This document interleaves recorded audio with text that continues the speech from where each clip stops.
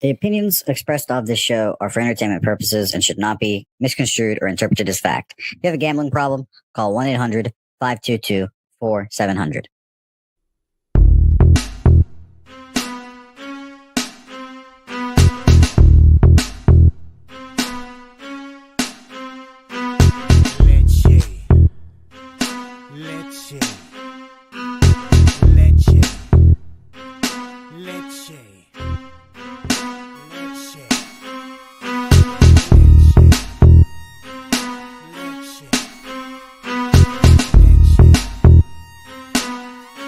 Introducing Pubcoin.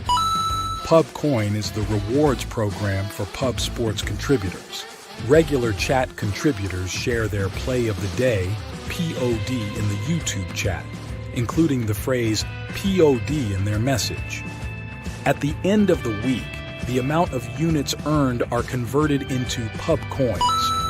Pubcoin can be used as reward points for prizes, shop discounts, and contests. Hey, what's going on, y'all? It's Mills here, Pub Sports Radio. Do you guys want to challenge the personalities here at Pub Sports Radio?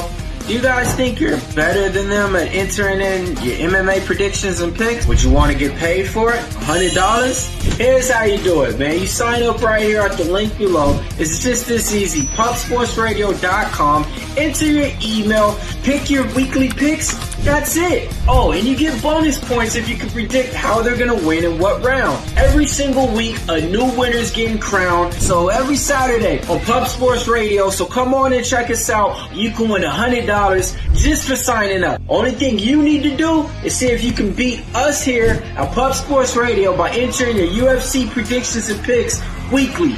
Do it. I dare you. See you guys soon.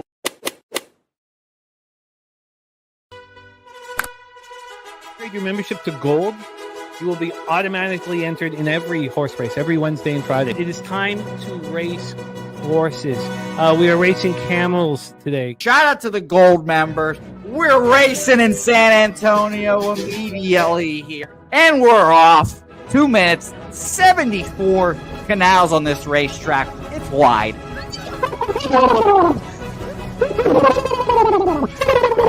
We're racing in San Antonio. Matt Wally moving forwardly. Jeff Slaughter in the mix as well. And as is Randall Sheffield, who's put that beautiful nose out front. But it's actually real grass here, Jimmy. Maybe Kentucky bluegrass. Oldie, no! There he goes. Oldie in the lead now. K. Wolf falls back. The horses love it.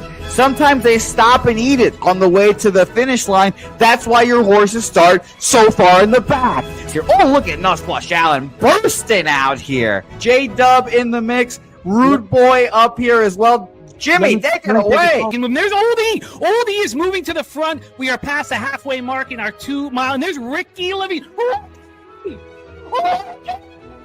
Oh my goodness, he's in the mix here. Jimmy, take it home. This is our first dog race ever. 19 seconds left in the horse race here. It's Fernando Mendoza trying to find the wire. 14 seconds left. Can Fernando Mendoza take this home? Here comes Kenny Kengan. Kenny Kengan wants a piece of the pie. Put his schnoz up front. Ricky Bobby, 9 seconds left. Can Donut Silks make a run? Can Res Mall make a run to be $50? You son of a bitch! Here comes Tori Coker. Kenny Kengan, Smoke and Mirrors, Director 97 home. That is the way. Here comes Jason Meyer, the Eldorado Custodian, Billy Friedrich, Jones one, all coming down to the finish. Coin!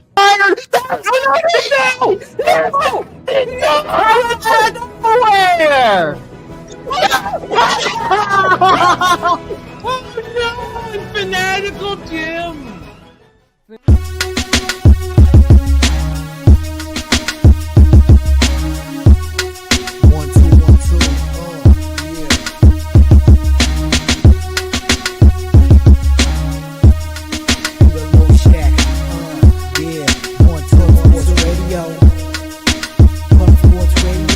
From the corporate Peter Loshak, legendary sports handicapper, more dapper than in the dorm. By the young phenom known as Jimmy, who declared one day that the bag was here to stay. Information like a PSA, and we all PSR, Pub Sports Radio Bizarre. Is a man named Slaughter, and he flipped the script. No competition in this they quit the trip. But we say we be pubbing. Better with the bag and you love it. We want a top 10, we above it. Let's check.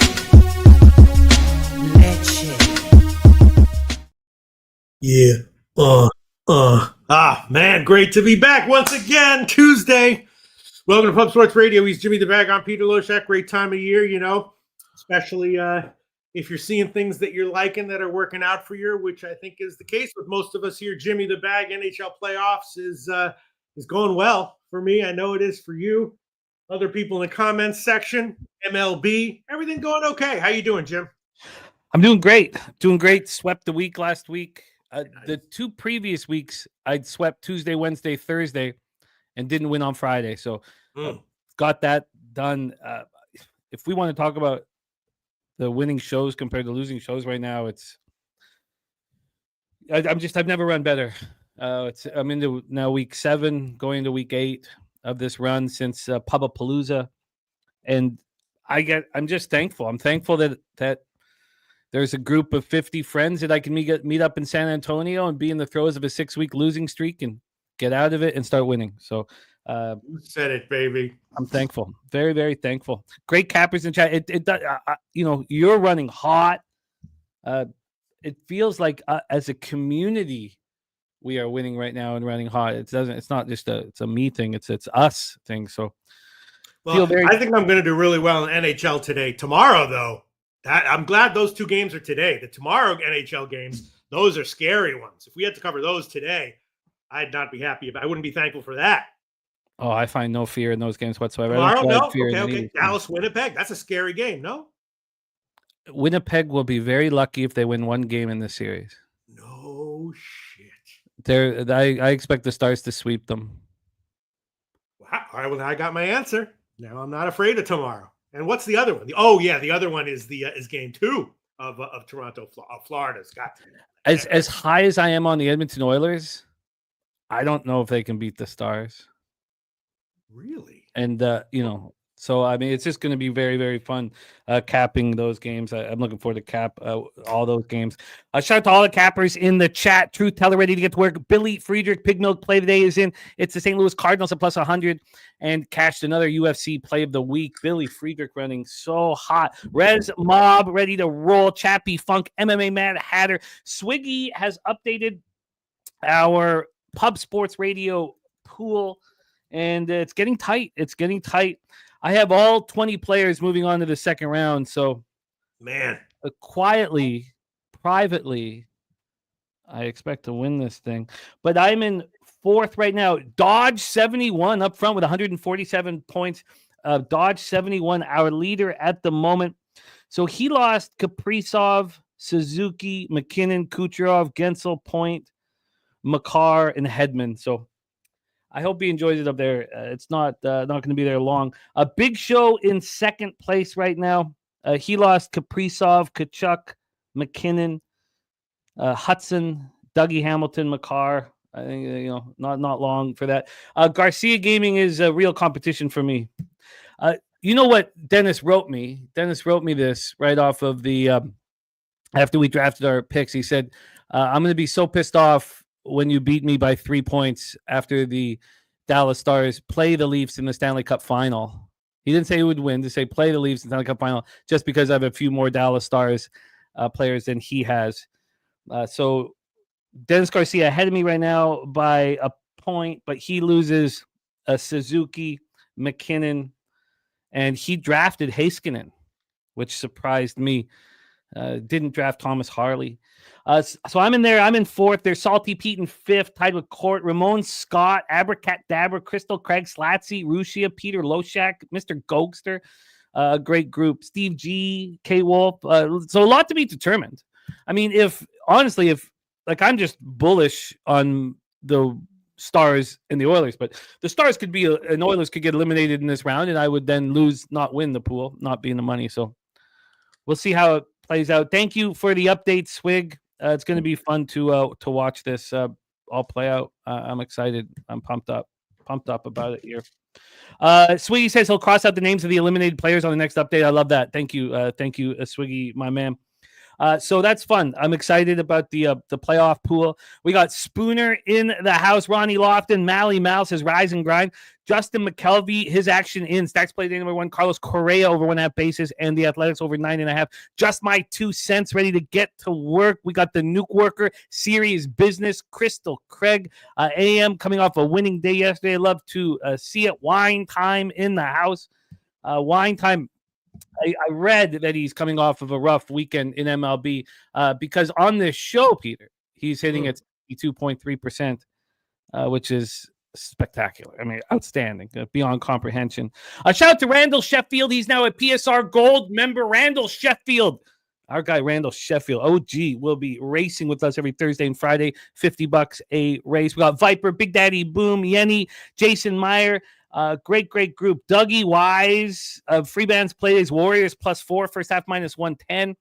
I've got a set up for that basketball game, which I love. So I'm perfect. I feel like I'm perfectly set up for the way I've scripted it out and I've capped it. And I added in the second unit. And if Dougie Wise cashes his first half on the Warriors, it's, I believe, one of the greatest live betting opportunities that we're going to get all playoffs long. Is the Minnesota Timberwolves second half. So that my script is if the Warriors can hold on for 2 quarters, playing every second game, coming up from Houston in playoff mode, that the fatigue will get to them. Notice that Free Bands Play Today is not the Warriors full game, it's the Warriors first half. So I cannot wait to talk about that one. Yenny says great win for the Leafs. A lot to talk about, with the hit on with the Stolars issue, I should say. I can't wait to talk all about that. But yes, a great win for the Leafs. I'm looking forward to start betting that series. I was watching intently for game 1. Saturated in the house, Spooner, Big Daddy Boom, Kong's Clips, ready to go, Irish King. Action Jackson, I think the Oilers beat the Stars in 7. Yeah, we'll see. We'll see. T-Moss ready to go. Walla Dose. Ronnie Lofton, Knicks +9.5 last night was money. Also tailed Wham with OKC first half. Saturated says, is Mama Bag beating Jose? Will it? I don't think so. I think, but she's got 15 players still going. So she'll be climbing. I wish I could have talked her off of adding those Lightning. Not because it was just risky. The Panthers Lightning series was risky. It's 2 years in a row that I've not picked a player on either of those 2 teams. It's just too risky. But 9 legacy best bet in hockey. These Capital Hurricane first period under. I'm extremely interested in that under. I want to talk it out. I haven't moved on it. I'm trying to keep things real clean in NHL. Big T Spencer Hicks says Cardinals seem to have a lot of backing. They're excited to hear y'all break it down. We will get there soon. Dougie White says Celtics are too soft. Billy Friedrich says would have had a shot in the NHL if I stuck with my first choice 3 Florida players to 3 Lightning players. Steve G's only down 3 players, so Steve G is definitely in the running. We have the Irish King with Washington moneyline and Ovi anytime goal. Can't wait to talk about that. We'll get into that quickly here. And we have Sly Astute in the house as my Caps winning the Stanley Cup. I mean, what do you even say to that, Jim? Oh, I know. I have a ton to say about that. And that's all in our very first breakdown of the day, so I can save it for then. Fernando Mendoza, top set, saturated. Joey B says, good morning from Denver. Thank you guys for joining us. It is great to see all of you guys. Dougie Wise likes Wolves full game too, but likes Warriors first half better. I can totally get that. Wine time looking at the Timberwolves Cavs money line parlay. We'll talk all about that. I can't wait to talk about all these games. I'm so excited to talk about all these games. So let's roll. Peter Loshak, my friend. We have 2 games in the Stanley Cup playoffs. Then we're going to get into Major League Baseball. We're going to start with both double headers. And let's roll, my friend. Take it away, Mr. Loshak. Okay, first game, NHL, is Carolina, Washington. Now, there's been a big move towards Carolina, if I am seeing that correctly. Carolina took New Jersey in 5, but, the last game went to OT. That was close. I did have Carolina -1 in that one. Never in doubt. No, it was in doubt for quite a while. Pulled out the draw. But, Carolina, I don't know. New Jersey was a flawed team coming in, and Carolina didn't quite dominate them like I would have thought maybe. Washington took Montreal in 5. That looks like a more impressive series to me. Montreal, a team with more life to them, I think, and a little bit less close. So for this game, I would have thought Washington, as a dog would be the side, but it's moved in Carolina's favor. The bet that I did make, though, is first period under. Now, a lot of these series have been very high scoring. I thought that the Florida-Toronto game was an obvious over. There's a lot of these games where it's like the first period's low scoring. I'm live betting over 4.5. This is not one of them, though. Washington, as we know, despite having Ovechkin, can play a very tight, defense-oriented, lower-scoring game. Same with Carolina. The line I like the under 6 full game as well. Could open up second or third period, but I definitely like the first period under 1.5. What do you think, Jim? I'm trying to decide whether I should even bet the games that the Stars and the Oilers aren't in.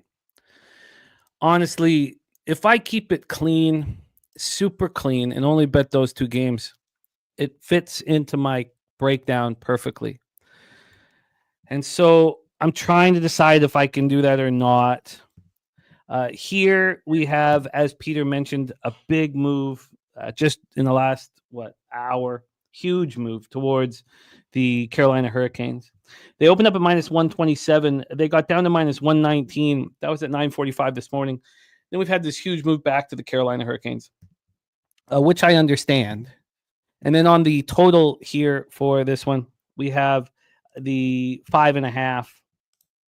It's got up to 6 a few different times. It's never been a legitimate 6. It's a 6 that's plus 105 or plus 104 to the over. So you can easily pay for the 6 if you want to go under the 6, which I am interested in. Respect played parlay played a 3-0 in the playoffs. I love hearing that, Rez. So let's just talk about a couple things. Let's just set it up here. The Hurricanes right now to win the Cup are 5-1.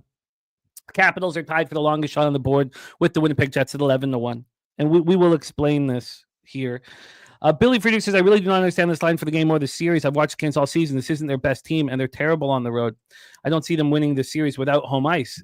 That's interesting, and they've not been a good road team all season long here. I feel that the market is correct pricing this series and this game. And that's also kind of taken me off of the side here. I can understand that any capper would find the Capitals appealing at this plus price in game 1. And I don't want to fade the character of the Washington Capitals in game 1 as an underdog in this series, personally. But like Edmonton, they are a come-from-behind type team. They are? I just feel, not as much as Edmonton, but I feel like in the regular season, Washington would get down early. Yeah. And fight back, Yeah, no, absolutely. Absolutely. They have a ton of character. There's no doubt about that. The Hurricanes right now are the favorites to win the East. That's because Florida lost last night, so they're plus 220. While the Capitals to win the East are the longest shot on the board, plus 425. The Hurricanes to win the series, as Billy says, without home ice advantage, minus 180, which is a bit of a leap of faith here. So we're in Capital One Arena. We have Freddie Anderson back from injury between the pipes for the Hurricanes. He was spectacular in those first 4 games before he got hurt. 3-1, 1.59 goals against average, 936 save percentage, 0 shutouts. It's hard to imagine him being able to get through series after series after series at this point, but he's been very good. Logan Thompson also looked very good in the playoffs. 2.23 goals against average, 923 save percentage after a 910 save percentage throughout the regular season. And some thought he should have been nominated for the Vezina, even though the stats didn't probably warrant it. The Hurricanes power play this year in the playoffs has been excellent. They had the 25th ranked power play in the regular season. They were just 18.7%, 25th. And they had the number 1 penalty kill in the league. Well, their power play has gone off 31.6%. Now, maybe you could attest that to the Devils' weak penalty killing due to injuries on defense. And that'd be fair. Their penalty killing is the best in the National Hockey League. The Carolina Hurricanes outscored the New Jersey Devils while shorthanded. 1-0 in a playoff series. The Capitals' power play was 14th in the regular season. It's doing the same numbers here in the playoffs at 23.1%. Their penalty killing was 5th during the regular season. And in playoff time, it has really struggled. I think that the Habs got hot at the right time. I don't know what to make of it. at this point. But it was a terrible penalty kill in round one at 66.7%. So I'm going to set it up here. Those are just kind of the stats. We're going to add in some more stats here, and then we'll see if we end up on, for me, the under 6. I would almost prefer it than the first period under 1.5. If this was a regular season and we were firing, I'd probably be on both. But at this point, with the streak I'm on right now, I'm hesitant to do anything except bet the Oilers and the Stars. Jake Burns is on the Capitals money line. So the Hurricanes and Capitals both advanced the second round in 5 games. Carolina beat the Devils. Washington beat the Habs. They were clearly the better teams in their respective first-round series, and this will be much more difficult for both teams. The Capitals are a healthy group. Now, we knew the Devils were not. Their defense was banged up. No Siegenthaler for games 1 and 2. No Hughes and Dillon from games 2 to 5. And then Kovacevic was out for game 5. So this is a much different, much more difficult situation.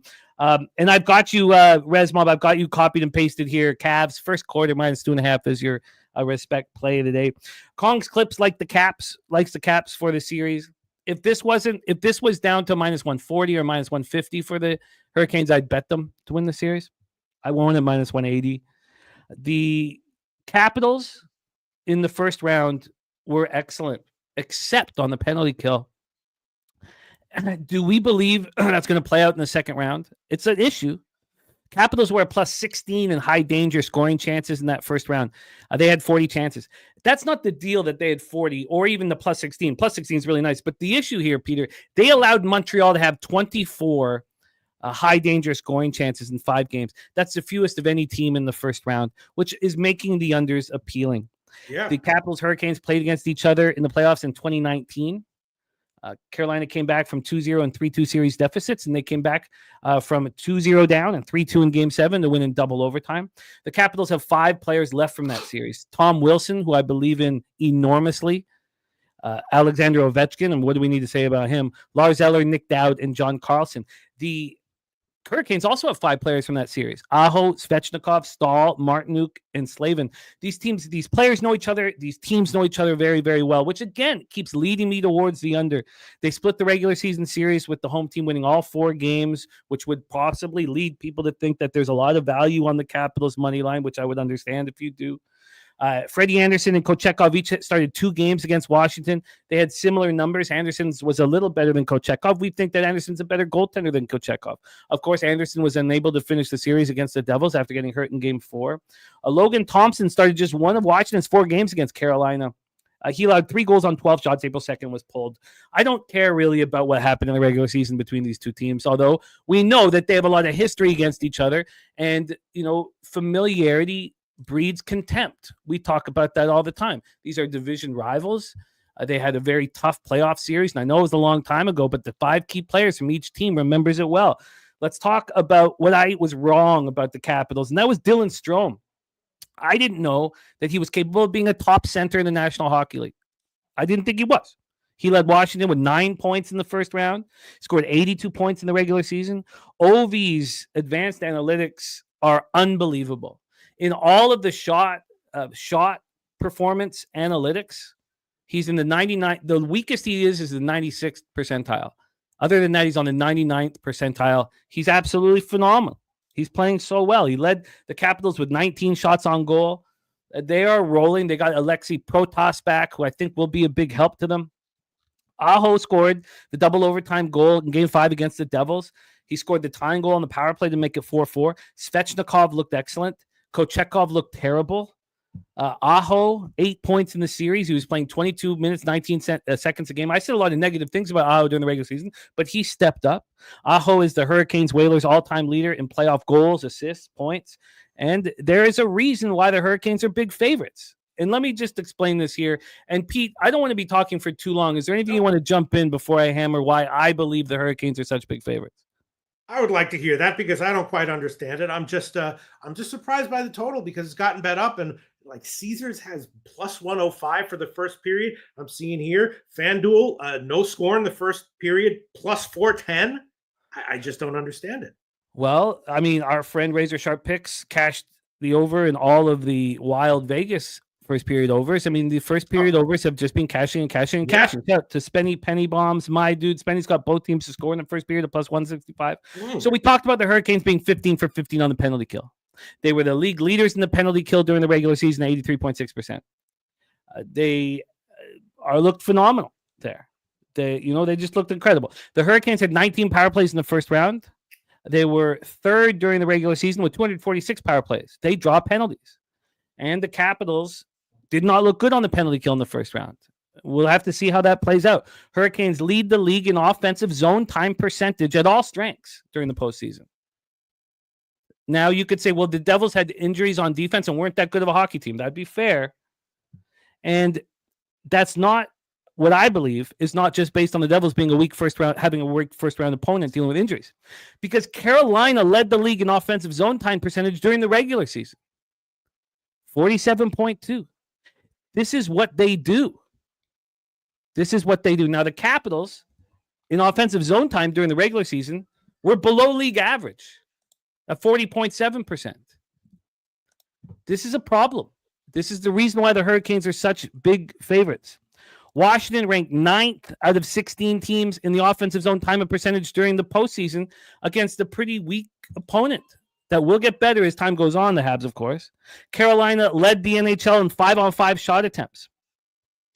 This is the third straight regular season that Rod Brindamore's Carolina Hurricanes have led the NHL on 5-on-5 shot attempts.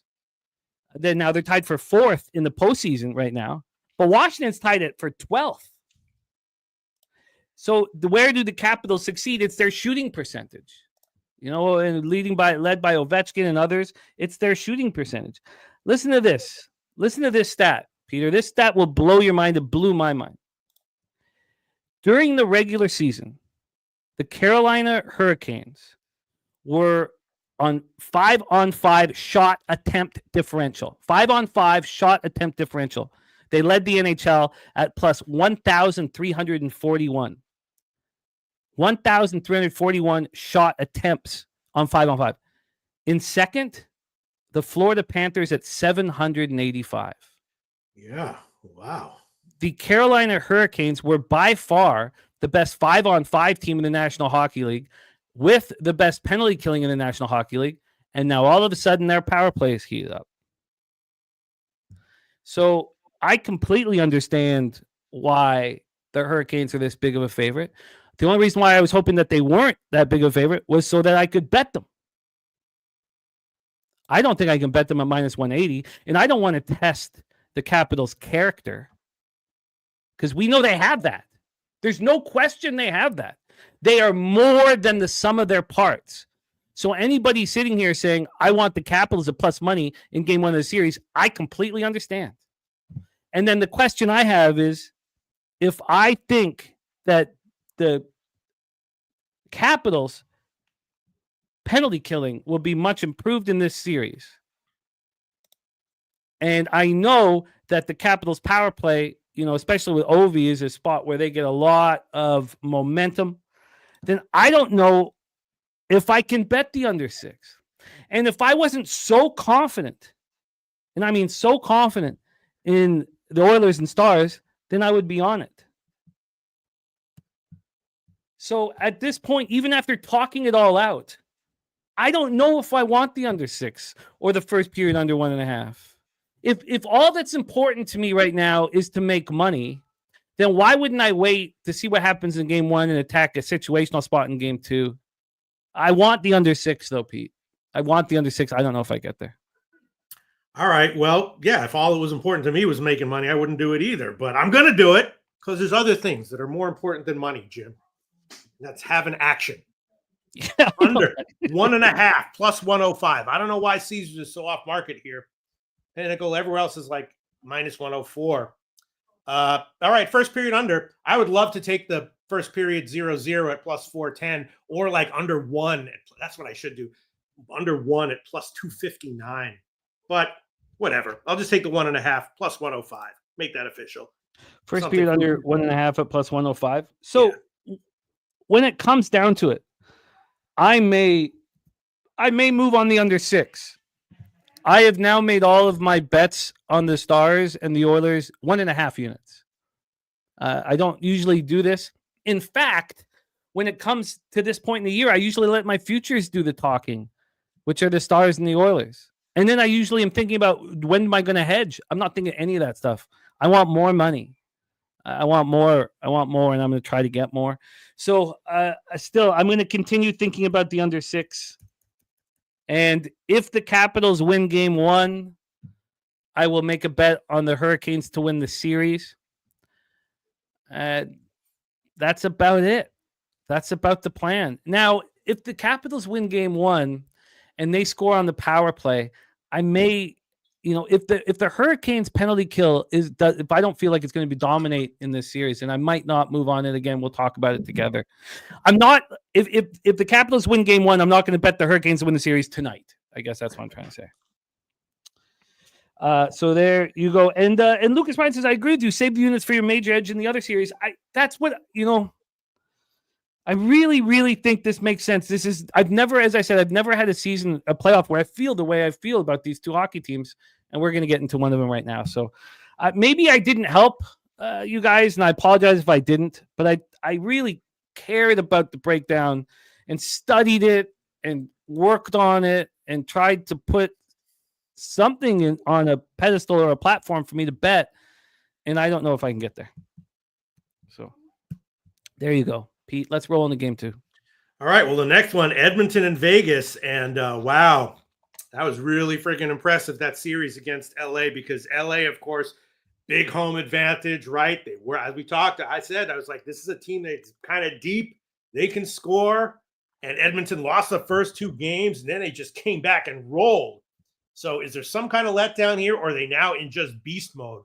And now you got Vegas beat Minnesota in 6, which was more impressive than what beating Minnesota, the regular season version of Minnesota, would have been. But still, I think beating LA the way Edmonton did is much more impressive than beating Minnesota the way Vegas did. So I think it's got to be Edmonton all series here, starting with game 1 as a dog. I don't know if I want to jump all over Edmonton team totals over, at least in this one, because I do think there are going to be a couple of 2-1 wins in this game. I wouldn't be surprised if Edmonton has 2 wins where they only score 2 goals. Maybe. I don't know. Tempting to take Edmonton team total over 3.5 at plus money, or 2.5 at like minus 165.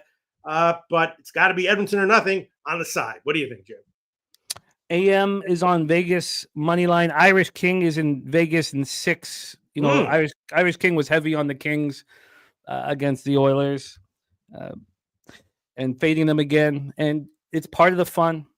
We don't have to agree on these things at all. Let's go through the line history. And Pete, I cashed I don't know if you saw, but I cashed after when they were down 2-0. I cashed Oilers to win the series 4-2 at plus 900. Oh, man.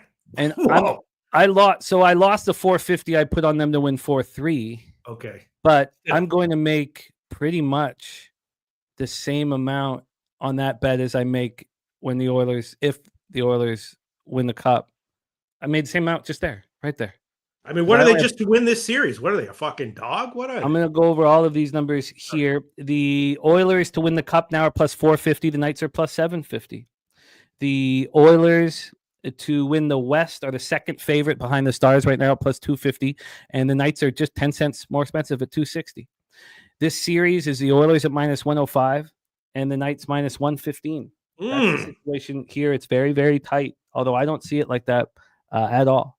This total here is a 6.5. I can understand why this opened up at 6 and moved to 6.5. The over 6.5 is juiced.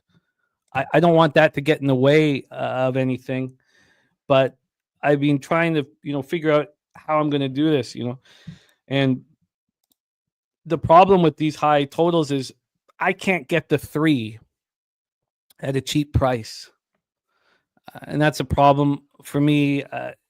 Maybe I should have right when it came out at 6.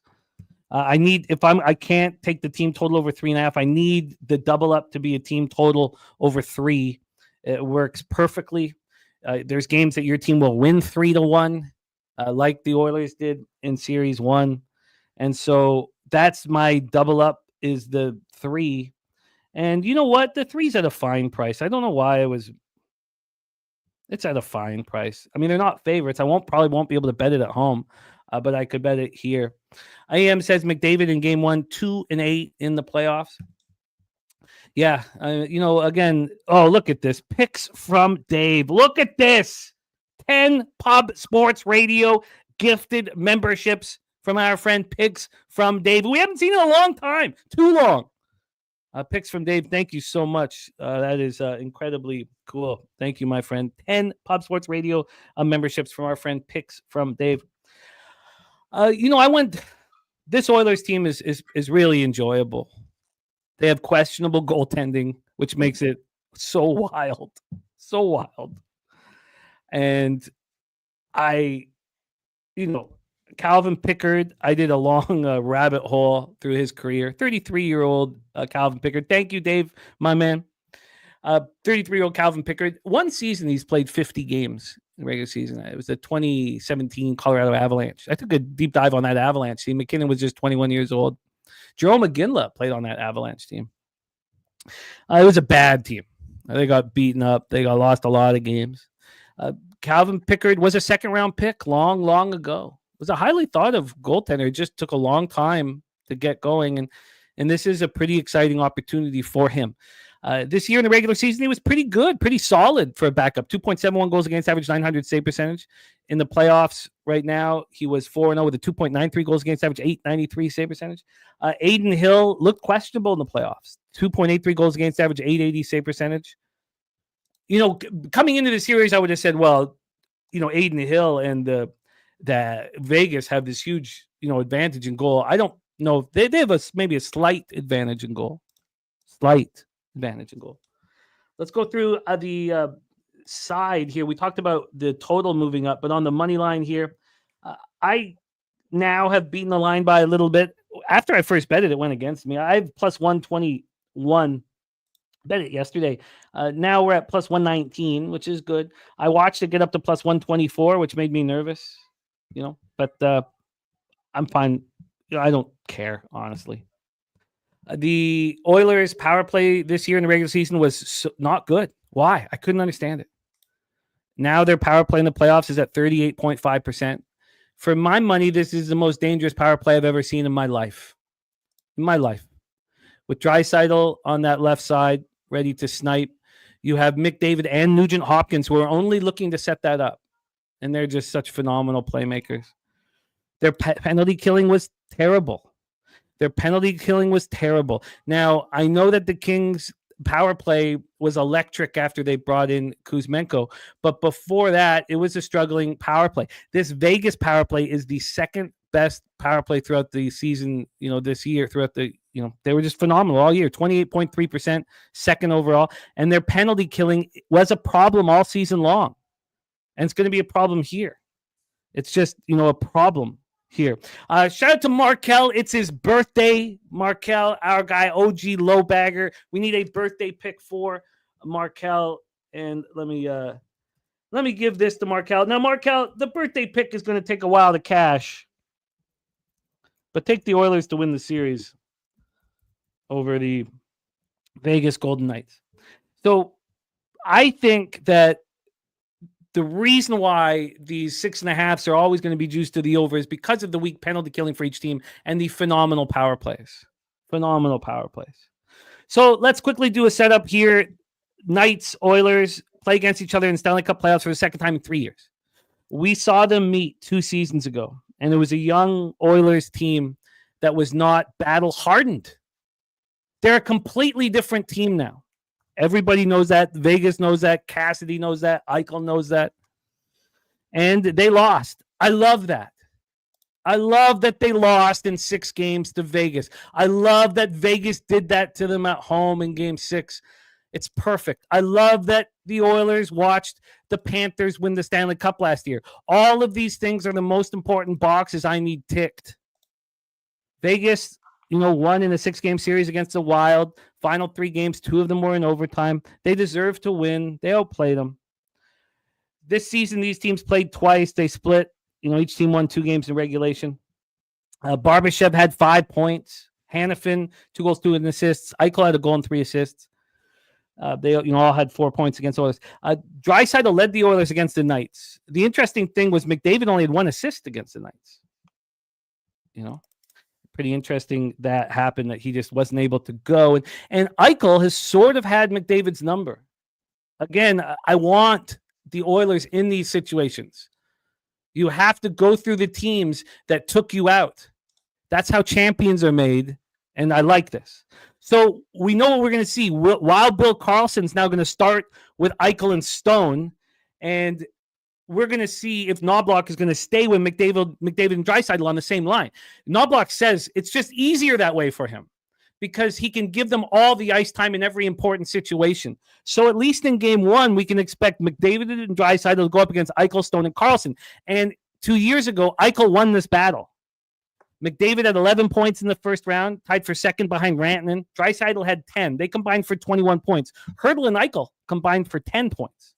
Bouchard had 7 points in the first round, 7 by himself. In round one against the Knights, the Minnesota Wild's entire defense had 1 goal and 5 assists. Obviously, we know this is a different animal. Aiden Hill had an .880 save percentage. Didn't look good in the first round. Pulled in the game 3 loss. Now, since being pulled, he's had his 3 best games. All save percentages over 900. And then we have Pickard in net. We've already talked a little bit about Pickard. The good thing about having Pickard in net is that if anything goes wrong in the series, Skinner comes back in. So there's not huge pressure. I know there's pressure on him because he's a 33-year-old. So where does Vegas set up here? Vegas is very good in the faceoff circle. They were 52.6% in the first round. Edmonton was just 48%. That could hurt. You need puck possession against the Oilers, and Vegas can do that. Edmonton was pretty disciplined against the Kings. They're going to have to be even more disciplined now. They gave up 60% is all they could kill. They gave up 8 goals on 20, and Vegas had this 27.8% power play against the Wild, and then we talked about second in the league during the regular season. But for me, this is a much different team, much tougher team, even without Matthias Ekholm, who's not going to be back for the playoffs. This is a team that is destined. And when I look at the depth charts, I just put a line through the Knights right away. I can't put a line through the Stars. The Stars' depth is phenomenal. It's unbelievable. The Stars can beat the Oilers. The Oilers have speed that other teams can't mess with. Pietrangelo at 35 years old is getting a little slow. Shea Theodore didn't come off as fast this season. McDavid tops max skating speed, second fastest in the postseason, 23.92. Draisaitl ninth at 22.89. McDavid leads the NHL in 20-plus mile per hour speed burst during the playoffs at 49. Evan Bouchard is 4th among defensemen with 9 20-plus speed bursts. The Oilers have 5 of the league's top 10 players in terms of 22-mile-plus speed bursts. The Golden Knights had the second best 5-on-5 shot attempts during the postseason behind the Avalanche, and the Oilers were 3rd. So it's not like there's an advantage there, 5-on-5. There's not. On 5-on-5 shot attempts, Draisaitl leads the league. Draisaitl is number 1 by far with 5-on-5 shot attempts. He is 81. He's way ahead of everybody in that right now. And then we have the 2 worst save percentages other than the Jets and the Oilers and the Knights. So the Oilers have McDavid, Draisaitl, Hopkins at center. The Knights at center are the deepest team in the National Hockey League. Eichel, Hertl, Karlsson, Waugh, Howden. But I do not fear Alex Pietrangelo like I used to. Shea Theodore is still an elite defenseman.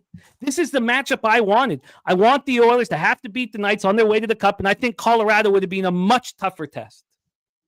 Much tougher.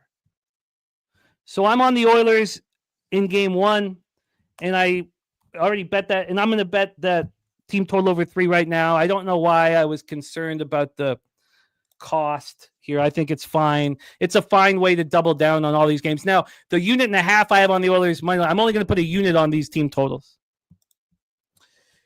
AM says Oilers can very well win this series, but just ignoring a 2-11 game 1 record is interesting. Oh, please let me hit that, AM, because this is as easy for me. In game 1 against the Kings, the Oilers were an absolute train wreck. They were a complete mess. McDavid had barely played down the stretch. Draisaitl had played a little bit down the stretch. They had just missed Ekholm, and they didn't have their defensive pairings set. They didn't know how long they were going to play, so they got beaten badly in the first 2 games. Also, I don't care what the Oilers' shortcomings were in the past. After making it to Game 7 of the Stanley Cup Final and losing and watching the Florida Panthers win, the year before being eliminated by these Vegas Golden Knights, I don't care. I don't care. This is a different hockey team, and the Knights will know that soon. So I can explain it easily, comfortably, easily.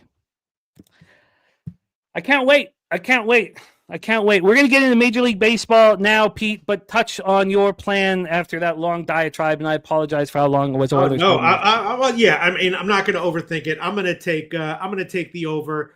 I'm trying to decide whether to buy the 6 minus 149 or 5.5 minus 182. I'll take the 6 minus 149 over 6 minus 149. No brainer. I'll take it. Edmonton, Vegas over 6. What was the juice? 149. 149. Yeah, I get it. I know that you want the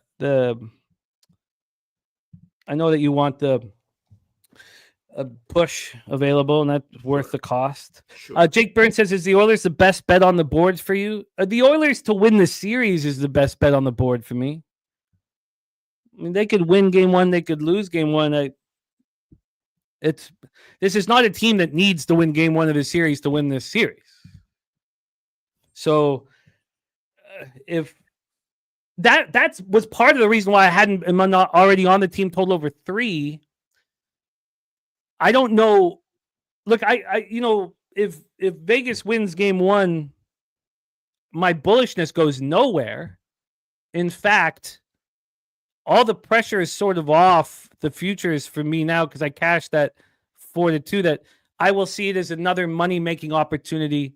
I will then take the Oilers to win the series, and maybe then again pick, how they'll beat them, because that 4-2 seems pretty nice for me. So, look, this is extremely fun, and we don't have to agree, but I feel like I have an ace in my pocket. I have the 2 best players in the world that have a point to prove. It's not just having the 2 best players in the world. It's 2 best players in the world who've never won. The 2 best players who were eliminated 2 years ago by this team on their home ice and were laughed at by Eichel, whom I love. So if you're wondering, I mean, I couldn't be more confident. But I don't need it for this game. So that would be it, Jake. I would say the best is the series. Thank you, Lucas, my man. And, it's fun. It's very fun. So thank you to those cappers that just want to talk about baseball. Thank you for giving me the time there. Peter, my friend. Mm-hmm. Yeah. I don't feel the need to take the Oilers team total over 3, but I will bet it. And anytime I can get the 3 at a price that's under 140, I'm going to bet it all series long. Are you ready to roll into? Oh, and Kong said put the series with Dallas and the under 213.5 in the Boston game yesterday. Oh wow, God, I'm so happy. I felt terrible for Razor not catching the under 212.5. He was so right. And then he almost still got it in overtime. That's how right he was. Lucas Bryan shouting out picks from Dave for the 10 gifted memberships. Thank you for that. Picks from Dave means a ton to us. Thank you, my friend. Peter, you are on the over 6 in Edmonton, Vegas. You are on the first period under 1.5. Are you ready to move on to baseball? Yeah, but the Cleveland-Washington doubleheader I didn't really look at because I just take doubleheaders a little bit differently. So I got nothing to say about the Cleveland-Washington doubleheader. Sorry about that. Oh, sorry. Not much on the Cleveland-Washington doubleheader? Yeah. Okay, that's all good. That's all good because we'll have the star of Say Hey Plays rocking with us right now. Coming to us from the home studio in San Antonio, Texas, the Southtown 101. Please welcome our friend, Mr. Jose Bouquet, to the telecast. Jose, how are you? Excuse me, Jimmy. I'm doing well. Excited to get back into the baseball grind. Yeah, I'm excited to cap the card with you, gentlemen. Peter's been white hot over the last ever since that first show, that opening show, he's been white hot. How did the weekend go for you?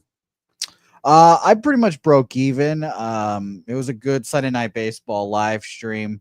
We went 1-1 on live bets, which again, it was even. We bet the Dodgers live and +1.5, so that was fun. But we also live bet some of the baseball game, or excuse me, some of the basketball game, and I accidentally bet Curry over 15.5 points live twice. So that was good, and that cashed for us rather easily. So it's a good time. Excited to get to work, and ready to pick the mind of old Peter Loshak while we have him. I'm looking forward to it. And he's been running. One last thing, Remo says must be killing Jimmy inside being so in bed with the Oilers this year. Rem, it's a relief. I can't explain it. Like, of being 45 and growing up and only seeing the Oilers destroy my team over and over and over and over and over, to actually be on the orange and blue and not despise them is like a great relief. It's a weird feeling.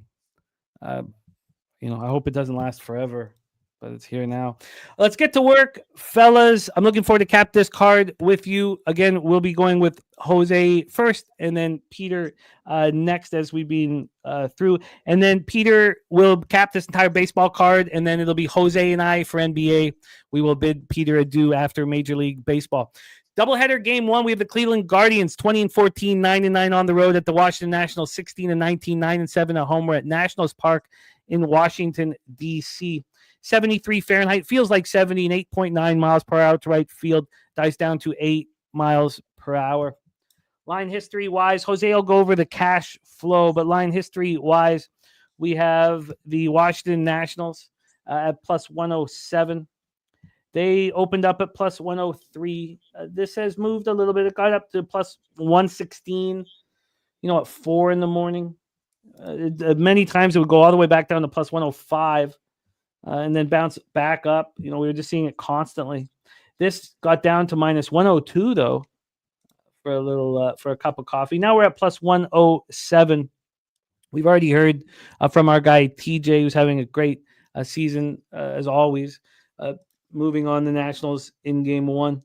Take a look at the total here. This total is a 9, -118 to the over. This spent quite a bit of time at 9.5. It opened up at 9, juiced to the over. It bounced around. It became, quite juiced to the under. At 9 a.m., this was -115 to the under. Then it flips the switch around 9:20 a.m. and the over starts getting bet. The over 9.5 got bet all the way until it was juiced to the over. It was juiced at -108 to the over, -104 to the under. Now it's come back to a 9. So overall, we've had 6 cents of movement. So 6 cents of movement here. Very quickly before Jose takes over, we have Luis Ortiz on the hill. Last start was beautiful. 4-2 win at home versus the Twins. He went 6 1/3, 3 hits, no one runs, 5 Ks, and 2 walks. Righties hit him harder than lefties, but his splits are fine. Righties are the more dangerous side, though. 2 and 3 with a 4.78 ERA, 1.41 WHIP, 36 strikeouts in 32 innings, but 16 walks. Not the kid-to-walk ratio you're looking for. And then we have Jake Irvin, who looked great all season long until this last start when he got lit up and smoked at Philadelphia in a 7-2 loss. Allowed 6 earned runs over 6 innings and 2 jacks. Lefties are just raking. 275, 851 OPS, while righties are hitting just 171, 518. Guardians versus righties, 237, 700 OPS. Nats exact same, 239, 709. The big difference is the Guardians bullpen has been decent to good, and the Nats bullpen is absolutely atrocious. Jose and Jerry Davis says 6.89 ERA on the road. That's another thing, Jerry, which I don't know quite what to do here. I'm still not using the home and road splits because I still feel like the sample size is a little too small, but I did question whether to add it to my stats today. Take it away, Jose. Game 1, double dip, Guardians, Nats. Yeah, I think this is a stay-off game for me as well. I do lean Nationals here, though. 55% of the bet, 60% of the money on Cleveland here. Lines barely moved, really 3 cents of movement, if anything, towards the Nationales for me here. And that's just on one side here. I've seen others open this up at -108, go up to -116 as well for the Guardians here. So I ended up staying off this game. Market didn't really, lead me in one direction. 57% of the bets, 91% of the money on the under in this game. And I think this one's gone up from a 9 to a 9.5, which is also another interesting thing here. I like Jake Irvin, but he got crushed in his last outing. Just kind of a back and forth spot for me. So I leaned under, I leaned over, even though we have all that money on the under, and I leaned Nationals, but no official look for me here. I get it. The first 5 is not cheaper for the Nats at 365. I don't know, why it wouldn't be. I'm surprised at that. Peter, your thoughts on game 1? There's a few RBI props I kind of like, just a little bit. Garcia to get an RBI at like plus 190, 200, something like that. And maybe Bone Naylor at like 185, 190 or so. Both of those are plays that I think are worth a shot. That's about it as far as the I don't necessarily I think the line movement tells us that probably we're looking at a higher scoring game. TJ, a couple things that he likes about the spot here, because I think that Irvin is more than capable of having a bounce back spot here. And TJ says Ortiz faced Washington twice last year, 6 innings pitched, 5 runs. Irvin faced Cleveland once last year, 6 innings pitched, 2 runs. Likes the bounce back spot for Irvin, a comfortable spot. Says, I'll give him that pass in that Philly game. He looked good against the Mets, Rockies, and Pirates before that, pitching into the 7th. He did. He looked really good. And then the question is, how many left-handed bats is he gonna face? And he's gonna face, some good ones. He's got Kwan, Ramirez, Manzardo, Schneemann, Naylor, and Martinez, Santana, Ramirez will all hit from the left-hand side. So, I'm kind of on the fence. I mean, if I had a free roll, I'd be on the Nats first 5 with TJ. I'll leave that as a question mark right now. So TJ first 5, Nats first 5, and then I'll leave that as a question mark. No action from us here. Let's talk about game 2 here on the board. We have pretty similar weather, obviously. It's just a few hours later. Let's just quickly touch on it. 71 Fahrenheit, 5.4 miles per hour out to right field, dies down to 2.7. So a little warmer. We have Ben Lively going up against Brad Lord.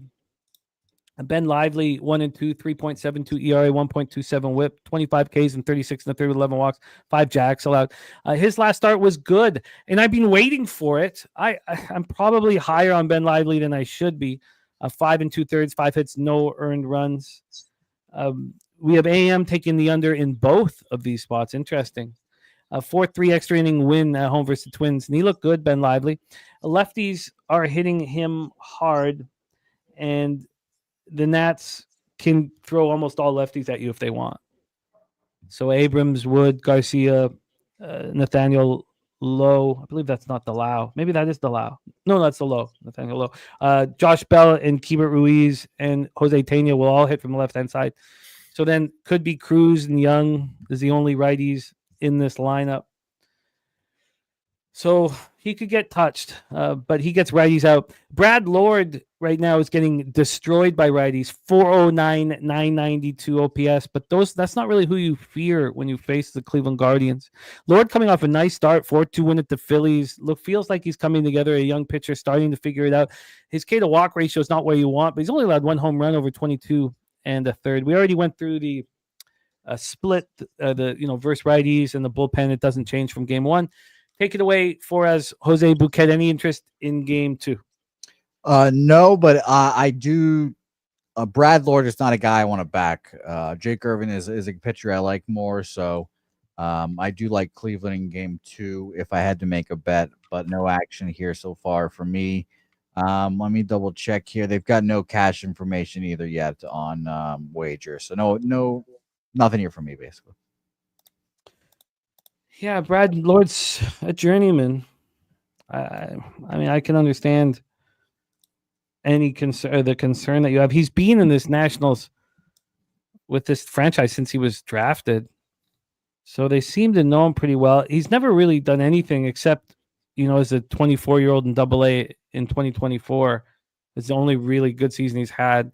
Peter Loshak, your thoughts here? Yeah, just didn't really think about it too much. Pass for me for now.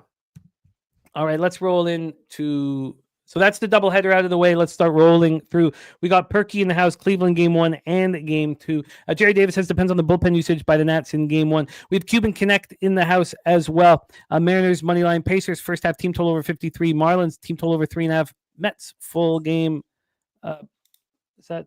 I'm guessing that's under 9.5. Pirates team total over 3.5, and Brewers team total over 3.5 from our friend Cuban Connect.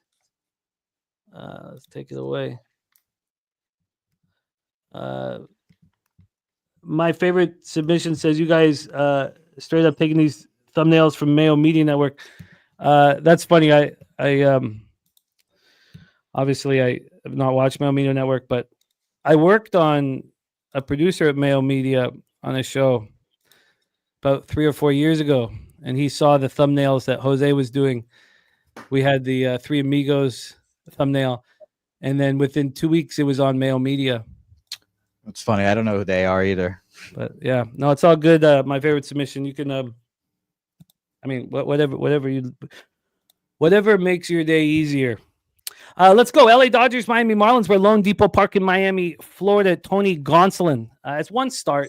We hadn't seen him in a while. 6 innings, 6 hits, 3 runs, 1 homer, 9 Ks, no walks, and 12-7 win at home over the Marlins.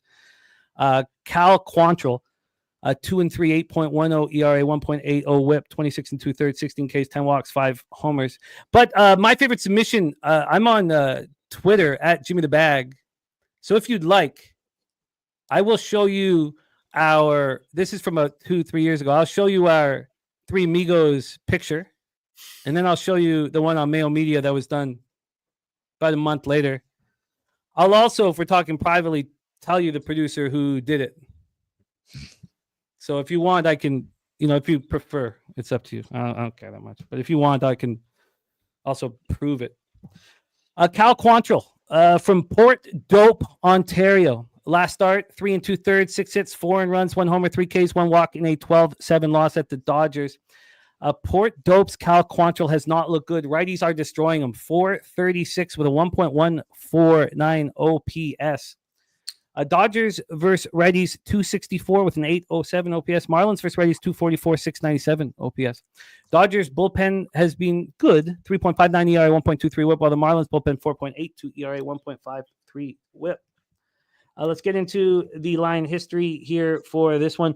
We have a 10 on our hands. It's minus 113 to the under. This opened up at 9.5 and has moved to 10. When we get to the money line here for this one, we have the Dodgers at minus 256. They opened up at minus 254, and they got up to minus 281 at 1:42 a.m. And then we've had the buyback down to minus 256, 2-cent move towards the LA Dodgers. Here we go, Jose. Our next spot on the board: Dodgers, Marlins, and Lone Depot. And these pitchers just faced each other last week. Yeah, I don't love that back-to-back start thing, especially for a guy Cal Quantrill here. I'm a little worried about him. I don't know if I really would love to back either one of these guys.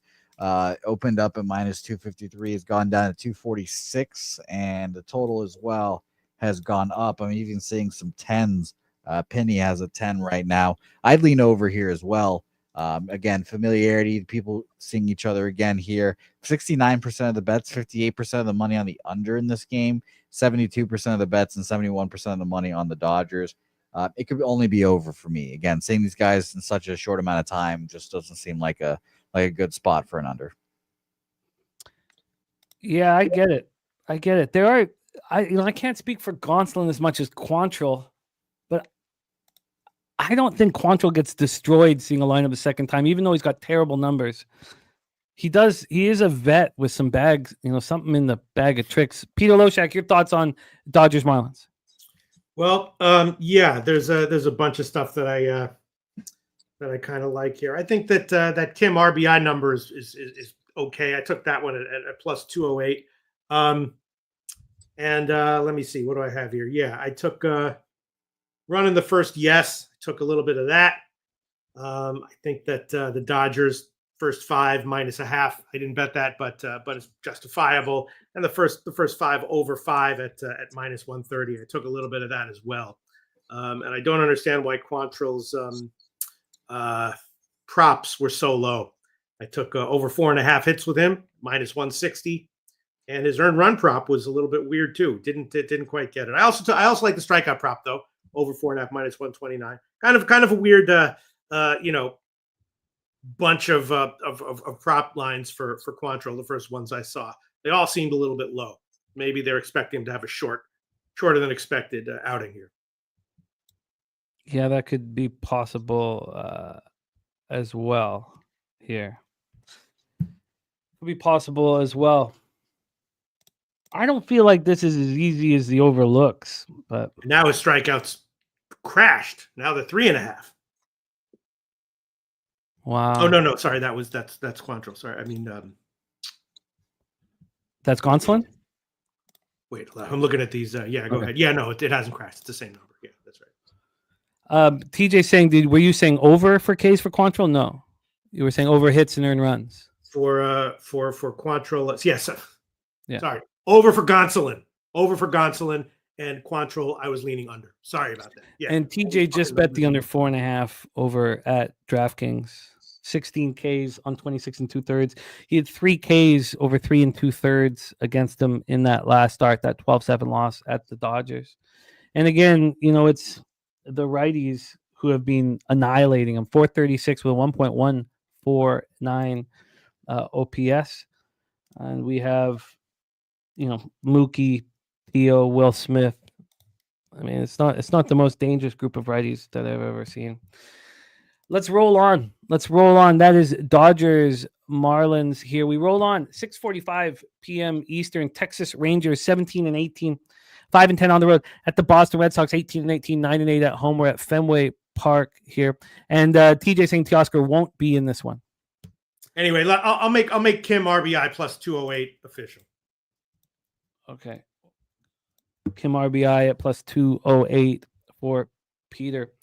Peter, can you mention too about for other players who are looking and interested, maybe moving on some of these RBI props with you, the rules for it, how that the player must start. It's not about getting an at-bat. Different books have different rules, but most of the ones you have to start and have an at-bat.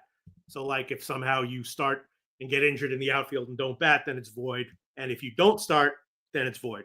Even if you get an at-bat later in the game. Yes. Yeah. All right. We have weather issues here.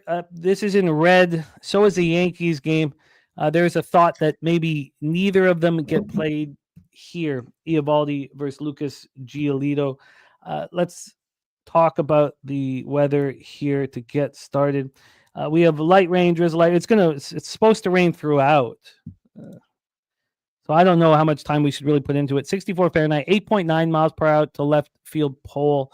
Dies down to 7.2 here. We have Troy Torrance on the first 5 and full game over, but 1 unit in total for Nats Guardians here. Sterling Gentry on the Red Sox, first 5 or minus a half, first 5. And we also have Justin McKelvey moving on the Rangers minus 115. Let's get that copied and pasted here as well. Give me 1 second. Sorry, apologies. Here we go. Okay, and let me make sure. Sorry about that. I just need to know what everybody is on. Marlins first 5 money line. Marlins first 5 plus 1. Wow, look at that. Backing Cal Quantrill from Troy Torrance. God, that's fascinating. Great to have you in the chat, Troy. Nice to see you, my man. Get that in here. Okay, so I'm not sure, again, how much time we want to put into it. I'll just set it up very quickly. We have Lucas Giolito. We didn't see him all of last season. 6 innings, 5 hits, 3 runs, 2 homers, 7 Ks, 2 walks, and 7.6 extra inning loss at the Jays. The Nathan Eovaldi train is rolling right now. 46 strikeouts and 3 walks in 42 2/3. He's pitching phenomenally well. He is coming off a 7-1 loss at home versus the A's, but it wasn't on him. 6 innings, 6 hits, 1 earned run, 8 Ks, no walks.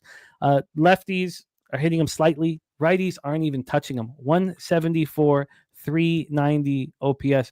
No, Troy. Nobody moved on the Marlins. You are the first to even talk about interest in the Marlins.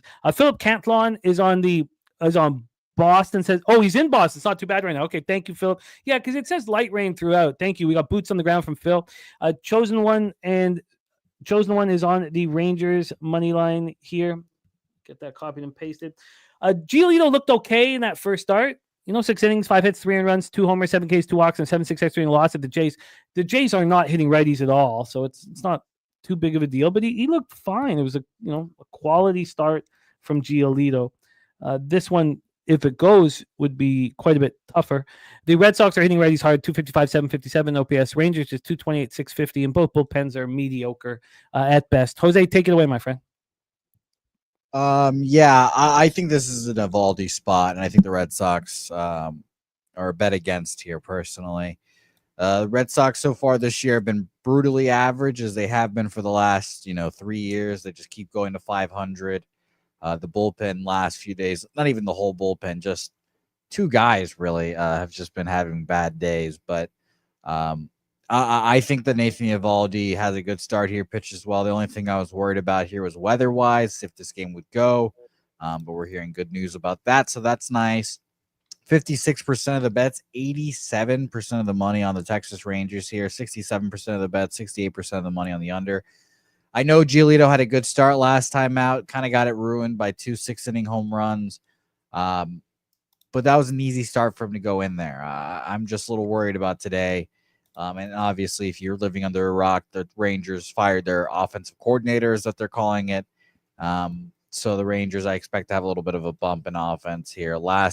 From the 15th to the 6th, they are, let me find it again, 20th, 97 weighted runs created plus against right-handed pitching. If we want to use a super small sample size and go from the 30th to today, they are 26, 58, 59 weighted runs created plus, 148 plate appearances there. So it's a little worrisome backing an offense this bad. I do hope and think that their offense can get going again because of that firing. I think that'll bring some accountability to the team as well. I just haven't moved on anything yet official here. And again, I'm a little worried about the rain. So I just think I'll end up staying off. I mean, the last thing you want to do is take the Rangers thinking I have this enormous pitching advantage with Eovaldi over Giolito and then have an hour and a half or 2 hour interruption where you don't bring a vet like Eovaldi back in. It makes me uncomfortable. Peter Loshak, Rangers, Red Sox. Yeah, it's tough to looking at all these, trying to get a hand on all these props and figuring out what I want to give officially here. Yeah, I mean Boston has an iffy pen, obviously, and Eovaldi, 2 very strong starts. Giolito, got Ks but gave up home runs jury's out on him, I think. It was leaning under at 9, and slight lean to Eovaldi at 5.5 strikeouts, but with the rain, as you said, I'm not going to take a shot on it. And I think that the Peterson prop lines that I'm seeing are a little bit low. Peterson to get a hit like minus 135 or so, and maybe hits, runs, and RBIs for Peterson as well are tempting. Let me see where we are here on this. I'll try to see if there's any prop that I'm liking here. But Peterson prop is interesting to me for now. Shout that one out. Well, let's roll on here. Let's roll on. Ronnie Crawford. We got Robert Cherry's action. Ronnie Crawford's action. Play today is the Twinkies for him. Let's grab that. A Big Master says, did the Rangers change their lineup much since the firing? I kind of think we back Nathan K's over even with the rain. I wouldn't be scared. Yeah, I can't. I don't think they changed their lineup per se, Mastro. And by the way, shout out to you for joining me the other day. I don't say it plays on Saturday, but I think it's more of the approach and how they're taking their bats more than when they're taking their bats. All right, I'll add that one. Pedersen to get a hit, minus 130. All right, and make sure we remember Markel birthday picks. All right, let's roll on. Next up for us here, we got the Skunt Bag play of the day, a Rays money line, and the under 8, the SGP at plus 255 for ye old Skunt Blaster. Move that here. Spooner says they opened the roof. That's all that changed for the offense here for the Rangers. Thank you, Scumbag. Robert Cherry, our guy, Mr. Robert Cherry, is on the Philadelphia Phillies money line. Scumbag moving on the Rays in the under 8. Let's talk about it here. Phillies 19 and 15, 6 and 9 on the road. At the Tampa Bay Rays 16 and 18, 9 and 13 at home at George M. Steinbrenner Field in Tampa, Florida. We talked about only betting unders, in these situations at night with the wind blowing in. And, tonight it's not supposed to blow in, but I don't put too much into that. I mean, if you can see that at 10 p.m. it's blowing in slightly. It starts blowing out to right at 5.4 miles per hour, but we watch it changes. It changes around 8 or 9 p.m. Tonight. Great to see you, DC, my man. AM is on the over 8 here in this one. And FAP win. Fanny Pack play today is Tampa Bay money line here as well. A lot of backers for Rasmussen. I wonder if this is the first time ever you have a pitcher with a statistical advantage against Zach Wheeler. Zach Wheeler, 2-1, 3.48 ERA, 1 whip, 57 strikeouts in 44 innings, 9 walks, 7 homers. Last start, 6 2/3, 5 hits, 2 earned runs, 1 homer, 7 Ks, and a walk, and a 7-6 win at home versus the Nats. Lefties, 202, 626 OPS. Righties, 232, 713 OPS. Drew Rasmussen, 1-2, 2.64 ERA, 0.98 whip, being electric this year. He's coming off a 3-0 loss at home versus the Royals. Did allow 3 earned runs over 5 innings. Lefties are hitting just 197, 508 against them, while righties are hitting just 224, 589. I mean, he's just getting everybody out. Phillies versus righties, 250, 731 OPS. They're hitting them hard. Rays versus righties, 268, 736 OPS. The Phillies bullpen is also a problem, 4.70 ERA, 1.40 whip, while the Rays bullpen has looked excellent this year, 2.97 ERA, 1.17 whip. TJ says both these guys shut down lefties. They do. They certainly do. Let's take a look at the line of 3 and then hand this over to Jose, who will also talk about the cash flow. We have here we go. We have the Tampa Bay Rays right now are at plus 112. They opened up at plus 106. 5 cents of movement towards the Phillies, minus 117 to minus 122. And then on the total here, we have an 8. It's minus 113 to the under. This opened up at 8 and 9:04 p.m. Went down to 7.5. There was a couple times where it looked like that was going to be where it was going to stay, and then the over started getting bet. There's been no movement. I find that extremely fishy with all these 7 p.m. unders in Tampa Bay. These 2 superstar pitchers, maybe superstars a little much, but these 2 very strong pitchers on the mound. I find it just so fishy that this would not be moving towards the under. And Spooner texted me very early this morning saying he doesn't think that this is the spot for the under. Take it away for us, Jose Bouquet, Phillies Rays. Yeah, I agree. This is going to be my first play of the day. I'm on the over 8 here at minus 105. I think I'm also going to be on the Tampa Bay Rays here. This is a pretty fishy line. It being so cheap. I know Drew Rasmussen has had a very good year so far, but how many innings? How many innings of Drew Rasmussen are we going to get here? Because let me double check all of his starts here. I think it's been 5 and dive basically the whole year for him, and we have a fully rested bullpen for the Tampa Bay Rays, so that also is very beneficial when it comes to backing the race here. And the fan graphs has crashed, so I guess I'm not going to look up that. But I do like the race here. I will double check or I'll tell you guys the money, I should say right now. We have 67% of the bets on the Phillies, but 60% of the money on the Rays here, and 87% of the bets, and it just changed from 87 to 92 now % of the money on the under in this game. It's gone up a half run. I bet the over in this game, minus 105. And I'm going to be on the Rays here as well. I think this line normally should be minus 130, minus 140, even though it's on the road here. I think Zach Wheeler is that good. And I think Drew Rasmussen, he's been solid. But again, how many innings are we going to get? I understand also the Phillies have a bad bullpen that I think we can exploit here. So maybe this is the right price, but I will bet against the Phillies here. So I'll take the Rays plus 113 as well. Hoping for a lot of runs, though, because I think this total is very fishy. And hopefully this goes over and we can bet the unders in the day or the night games for the rest of the week. Shout out to our friend Gorky, Monaco minus 3.5, and Panathinaikos moneyline EuroLeague game 5s for our friend Gorky. Thank you for the support, the constant support, Gorky, my friend. That is Macedonian legend, Gorky. Shout out to you, Gorky. Oh, that's interesting. I didn't realize that because I get Macedonian feta cheese once a week. Very soft and delicious. Yeah, shut that up. Philadelphia Phillies Rays. I'd like to join you guys on the Rays. I'd like to join you guys on the Rays full game. I think this makes sense to me. Let's hear from Peter Loshak. Well, one I'll throw on Aranda over 1.5 hits, runs, and RBIs at plus 120. I do think that the props are a little bit low.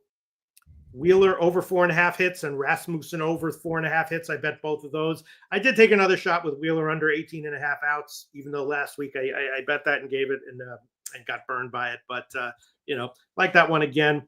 And yeah, I like Wheeler over 4.5 hits and you know what, I will give that one officially. Wheeler over 4.5 hits given up.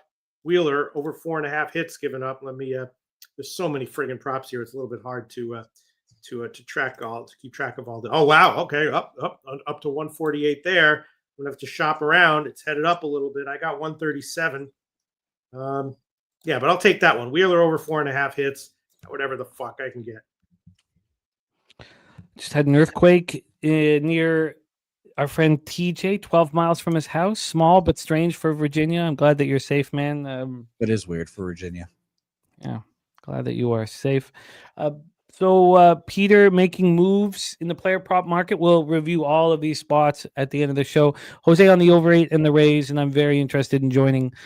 I will also say real quick, sorry to interrupt you, Jimmy. My favorite player in baseball right now, Chandler Simpson. Yeah. Rays.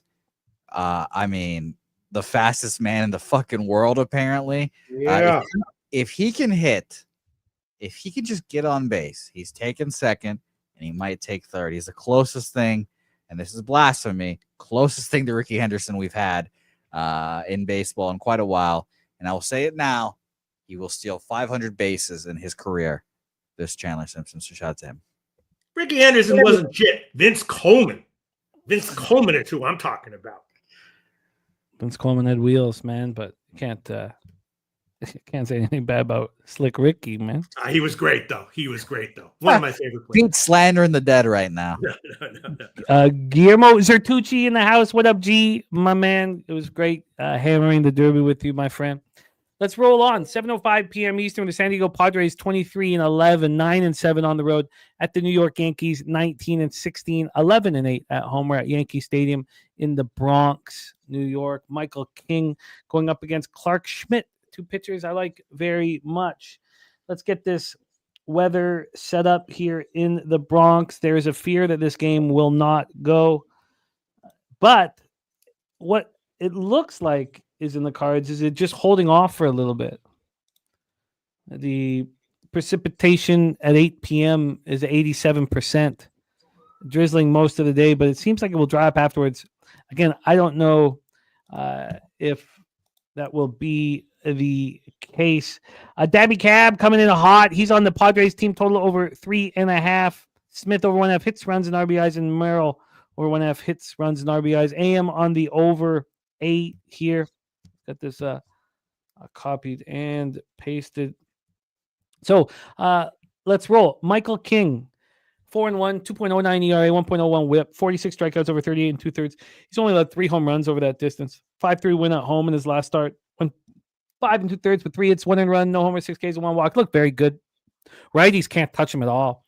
Lefties are hitting 218s with a 616 OPS, but righties is 159, 462 OPS. We have Clark Schmidt here on the hill. Just 14 2/3 on the year, and he doesn't look very good. 15 strikeouts, 9 walks. Not the K to walk ratio we're used to from him. And he's allowed 3 jacks. But he's coming off his first good start. Now, I understand that the Jays can't hit righties, but 5 innings, 1 hit. It was a solo shot, 6 Ks, 4 walks, 5-1 win, at home versus the Jays. Lefties are just destroying him right now. And Luis Ariz, Merrill, Sheets, Hayward. It's a pretty weak group of lefties. It's too bad this game may not go because these bullpens are strong. I know that the Yankees are hitting righties hard, but Michael King probably has Rebenga in his mind against this ball club. And then, the Padres don't have a ton of power against righties, and then Clark Schmidt. Righties are hitting 0.91 with a 258 OPS. I know it's very small sample size here. So let's take a look at the line history again. This game may not go. We have a total that is a 7.5. It opened up at 8, went up to 8.5, and now it's at 7.5. That's a pretty big move, pretty sharp move down to the under. I understand that 8.5 probably a lot more appealing to underbettors than a 7.5, but you still can get an 8. You just have to pay for it. On the money line, the Yankees are minus 109. They open up minus 105, 4 cents of movement towards the New York Yankees. Not very much. Jose will talk about the cash flow and take over now. Take it away. Padres, Yankees. Yeah, the Yankees stink, by the way, for the people asking in the chat. That's what's wrong with them. They're not good teams. The whole AL East is down, and it's weird to see as someone that follows the AL East so frequently. 56% of the bets on the Padres here, 56% of the money on the Yankees here. So that's interesting. 57% of the bets on the under, 73% of the bet money on the under here, percent of the money on the under. Yeah, I lean Padres here. There hasn't been any market, tipping of their hand. Been slight movements, I guess here, Jimmy. I see minus 1 of 15. Openers here. Actually, no, yeah, minus 115 and minus 105. So if they've moved, they really have not moved much. At the end of the day, we're just going X's and O's here. I have the better bullpen in the Padres. I think I have a better lineup in the Padres, and I like the starting pitcher better than Clark Schmidt. Now, Clark Schmidt is good, and I think a pitcher that we could back, especially at a bit of a discount as well. But I leaned the Padres here, and I lean under. But I didn't have any action on this game, and the market didn't push me in one way or direction. Yeah, I understand that. I'll hit you with this again, AM. This line opened at 8 at 9:04 p.m. At 10:41 p.m., it moved to 8.5. It stayed at 8.5 for 12 hours until 10 this morning. Opened up at 8. After hour 40 or hour 37, it moved to 8.5. Peter Loshak, take it away. Padres, Yankees. Well, first I'll add on Jackson Merrill. I like the RBI prop and the hits runs RBI prop. The RBI is like plus 165 or so. Hits runs RBI is minus 120. I guess I'll take the hits runs RBI. I guess I'll take that. Over 1.5. Jackson Merrill over 1.5 hits runs RBI minus 120. Although I like the RBI prop plus 165 quite a bit. Let me see. And then what else do we have here for the game? Yeah, I definitely am not high on Schmidt here, really. Definitely leaning. I bet San Diego first 3 and first 5. Was anyone against that? Was Troy Torrance or anyone against that? No, we have AM on the over, Jerry Davis, Ronnie Lofton on the under, Storage Club on the Yankees, team total over. Spooner says, Jose, who exactly do you believe is available in the Padres bullpen? Let me tell you right now, Mr. Spoons, and again, obviously, we'd love to have Estrada in there and all those guys, but I still end up trusting the best bullpen in baseball. Adam, back-to-back days, Saturday, Sunday, off day yesterday. Could be available, probably not. Estrada back-to-back, not available. And by the way, I would lean more that Adam is available today because that kind of seems to be their thing. 2 days on, 1 day off, and maybe they go 2 days off, but we'll see. Estrada through 15 Friday, off day Saturday, then back-to-back Sunday. So I don't expect him to go. Robert Suarez, 11 Saturday, none on Sunday, 13 Monday.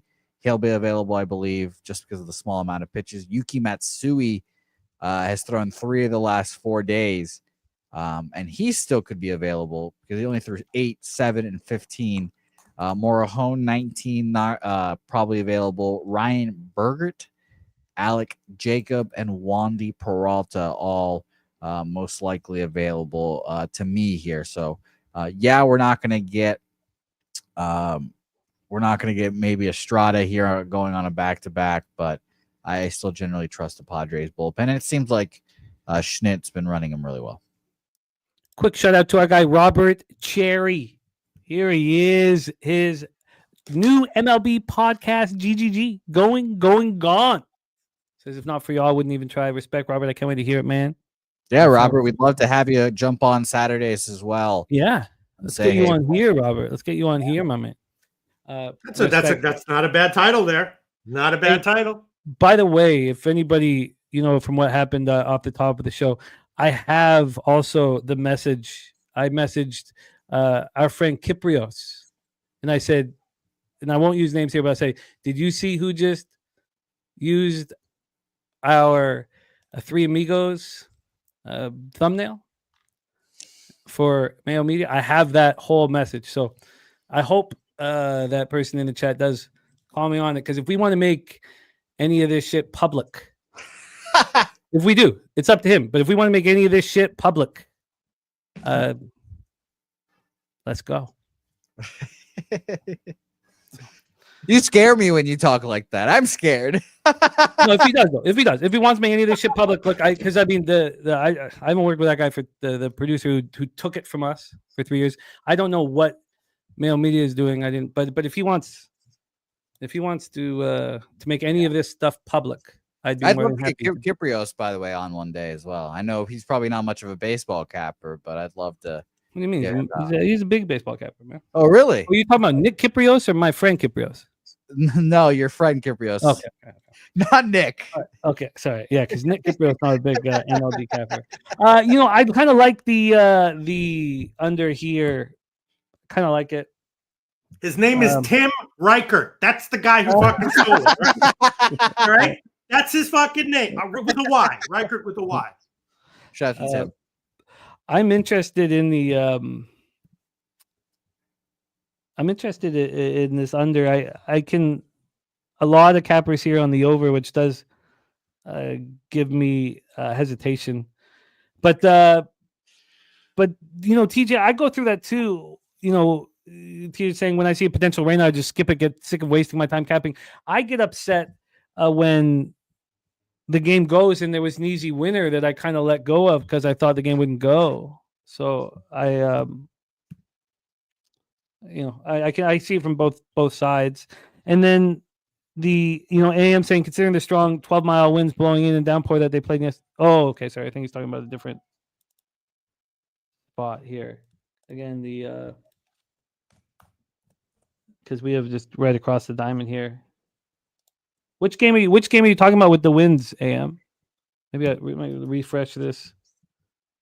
Okay, well, let's roll on. I am interested in the under. I wonder if the talk about the bullpen could get me off of it. I'm gonna just. And I'm adding Pod's first 5 minus 113 with Merrill. Okay.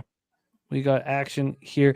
All right, let's roll on to our next spot on the board. 7:15 p.m. Eastern. The Cincinnati Reds 18-18, 9-8 on the road at the Atlanta Braves. 16-18, 10-5 at home. We're at Truist Park in Atlanta, Georgia. A couple lefties on the hill: Andrew Abbott and Chris Sale. Thus far, Andrew Abbott's numbers are much better than Chris Sale's. I'm not sure how much to put into that. Andrew Abbott's thrown 19 innings. Chris Sale's thrown 35 in the third innings. I'm not sure how much we should put into that. Let's get into it, though. The total here, 8.5. This opened up at 8:55 p.m. Around 1 in the morning, we dropped 7.5. About 9, it came back to 8. Now we're at 8.5. We've had that U-shaped movement. It's too bad that we're back at 8.5 because I do feel like, as Jose stated right at the beginning of the year, that Sale was going to be bet against here and vulnerable, and we could get nice prices in those situations. The Braves open up minus 219. Now they're minus 211. It's not as big of a move. It's just kind of more of a tightening of a vig. Let's get into the weather here in Atlanta. We have very quickly A 77 Fahrenheit, 3.6 miles per hour to left, then down to 1.8. Is blowing out. Okay, I hear you, AM. Yeah, I hear you. Sorry, my bad. So here we go. Reds, Braves. TJ says, I do have action here, and anyone who's been paying attention in the last couple of years knows what that action is. And these bets really appeal to me, because I know exactly what it is. He's talking first 5, Reds plus a half. Andrew Abbott, last start, 9-1 win at home over the Yankees. He's not going deep into games. He threw 4 innings there, didn't allow an earned run. Lefties are hitting 188, 653. It's the righties aren't hitting him, 176, 645. Chris Sale coming off a good start in a 2-1 loss at the Rockies in the thin air. But, both sides of the plate are hitting him at this point. Reds versus lefties, 223, 692. Braves just 204, 626. And both bullpens have been really good. Take it away for us here, Jose. Reds, Braves. Yeah, this is a put my money where my mouth kind of bet for me. I've been high on the Reds all year. You guys all know this. I'm down on Chris Sale. The market in this game isn't really that indicative, but indicative, if that's how you say the word, indicative. But 75%, English is my second language, Jimmy. 75% of the bets are on the Atlanta Braves, 91% of the money on the Atlanta Braves. And I see an opener of 220. And we've not really moved. I'm saying where we used to play poker at, have minus 203, go up to 211. Not really much. Penny have minus 219 to 211. I will challenge you, Chris Sale, to have a good start here. I will join you, TJ, on the first 5 plus a half, and I will also take Reds full game money line as well. I think that the Reds are simply the better team here than the Atlanta Braves with the better pitcher this year. So both official for me, full game money line plus 190, first 5 plus a half, plus 115. Yeah, I want to join you on the first 5 plus a half. Can you give me your numbers once more? Full game money line 190, and plus a half at plus 115. I like it. Pete, what are your thoughts? Well, first, I'll add on Noelvi Marte to get a hit, minus 177, hit, minus 177. Also thinking about De La Cruz, hits, runs, and RBI. And my thoughts on the game as far as pitcher props and everything, definitely leaning Cincinnati at the line. I did bet Sale over 4.5 hits. I got a decent line. I'm assuming the line has moved, but I'm probably going to add that one here as well. And I even bet a little bit Abbott over 4.5 strikeouts at plus money. Then it can be tough to strike out, but that's a low number for Abbott. He's introduced a changeup, which might start to pay dividends, as the season progresses. So yeah, definitely liking Cincinnati. I'll add on Marte to get a hit, maybe De La Cruz prop, and almost certainly Sale hits prop, maybe Abbott strikeouts prop. Let me just look at where everything is here. But yeah, that's what I did. That's my take on all this. I like it. Let's roll on here. We have 7:40 p.m. Eastern action. Baltimore Orioles 13-25-11 on the road. The Minnesota Twins 15-29-6 home. We're at Target Field in Minneapolis, Minnesota. Cade Povich going up against Pablo Lopez. Povich, the lefty, coming off a 5-4 win at home versus the Yankees. Went 4 2/3, led 3 runs, 2 homers, 2 Ks, 3 walks. Righties are hitting him very hard, even in his better performances. Righties are still hitting him. 344 with a 993 OPS are righties against Cade Povich. Going to that Twinkies lineup, it's they're going to give you 9 players hitting from the right side. So today it'll be Buxton, Jeffers, France, Lewis, Correa, Castro, and Lee are switches who will hit from the right side, and then Bride and Bader. So they're going to try to attack Cade where he is most vulnerable. Lefties are not touching him at all. I mean, obviously, a lot of times the lefties on mound will have a lineup full of righties. I mean, it's not a big deal. Pablo Lopez, 2-2, 2.250 ERA, 1.00 whip, 26 Ks and 4 walks in 28 innings. It's just allowed 2 jacks. Was on the IL there for a 15-day period with a groin issue. Back in business. Coming off a 4-2 loss at the Guardians. It wasn't on him. He went 6 1/3, 2 runs, 6 Ks, no walks. It is lefties that are getting to Pablo Lopez so far this year. He's just taking out all right-handed batters, 154, 377 OPS. But lefties are hitting 286, 739 OPS. And as we're going to see all the righties for the Twinkies, we're going to probably see all the lefties other than Mountcastle and Laureano for the lefties. Mullins, Henderson, Rutschman, O'Hearn, Holiday, Kerstad, all going to be hitting from the left side, and probably more. So this will be interesting. And we have the stacks play today number 1 here, and a ton of love for the Twins. AM on the under 8.5, but Twins love. JW on the Twins -1.5. Ricky Bobby on the Twins -1. Wine Time Sports says Twins -1, but haven't moved. Fernando Mendoza on the Twins money line or run line. Sterling Gentry on the Twins run line and Twins -1.5. First 5. Wow.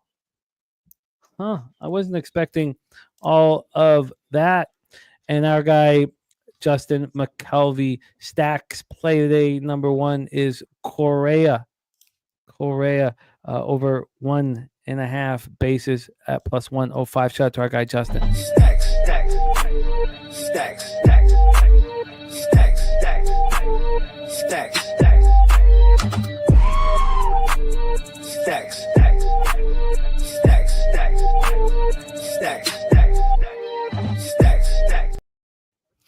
All right, so Stacks is in business. Orioles bullpen's been a problem, but they're raking righties right now, 4th in the league, 249, 774 OPS. Twins versus lefties, just 213, 616 OPS. So I know we're talking about how bad, righties are getting to Povich, but it's not like the Twins righties have been doing much damage against lefties this year. And then the Orioles bullpen, Twins bullpen, quite a bit better here. BJ, we have a best bet in for BJ. Twins money line. Look at all of this Twinkies action. So I imagine this market is moving very quickly towards the Minnesota Twins. Let's take a look at it. We have the Twins right now -167. They opened up at -151, 16 cents of movement towards the Minnesota Twins. And then on the total here, we have an 8.5, now a 9. Wow. This opened up at 8.5, juice to the under.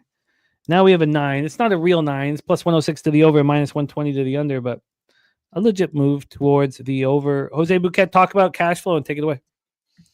Yeah, let's talk about it here. It's a very interesting spot, and I know why everyone's on the Twins here. 60% of the bets, only 51% of the money on the Twins here. 70% of the bets, 76% of the money on the under. This opened up at a juiced 8.5 from what I'm seeing, and it's gone up. And then seeing 9s. It was a juice 8, and then it's gone up to an 8.5, which is now juiced. And now I'm seeing 9s, like Penny, for example, here as well. And they opened it up at 8.5, -112 to the under. So I think this is going to be another rare overbet for me.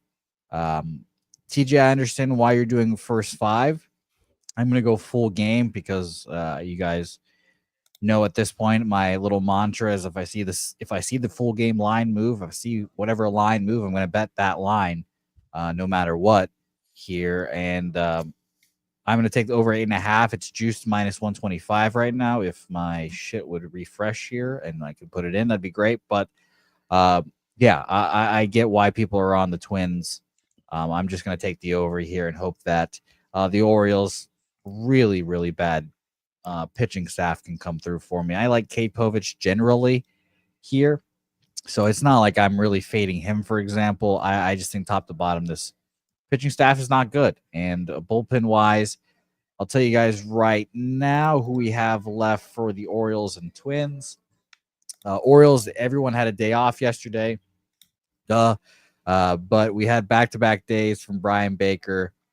By the way, Charlie Morton is now in the bullpen as well. So just make that note. Felix Bautista hasn't thrown since Friday. So the good guys should be in there for the Orioles. Sir Anthony Dominguez haven't thrown since Saturday either. And for the Twins, they also had a day off on Monday with Johan Duran, Griffin Jacks throwing back-to-back days, Saturday, Sunday, and shoving it up the Red Sox ass. So I expect both guys to be full bullpen availability. But I think that both these guys get touched up a little bit, and I think the bullpens do too. So over 8.5, I believe, when I make this bet. I just need this bullshit to stop fucking with me here. I guess my betting site might be down, but I'll let you guys know what I get in the price here in a second. Sounds good, my man. Peter Loshak, take it away. Well, I do like Royce Lewis RBI. I'll add that one on. At least plus 159, but I'll probably get better somewhere else. Royce Lewis, RBI 159, and then let me see. There's just so much crap here. Yeah, so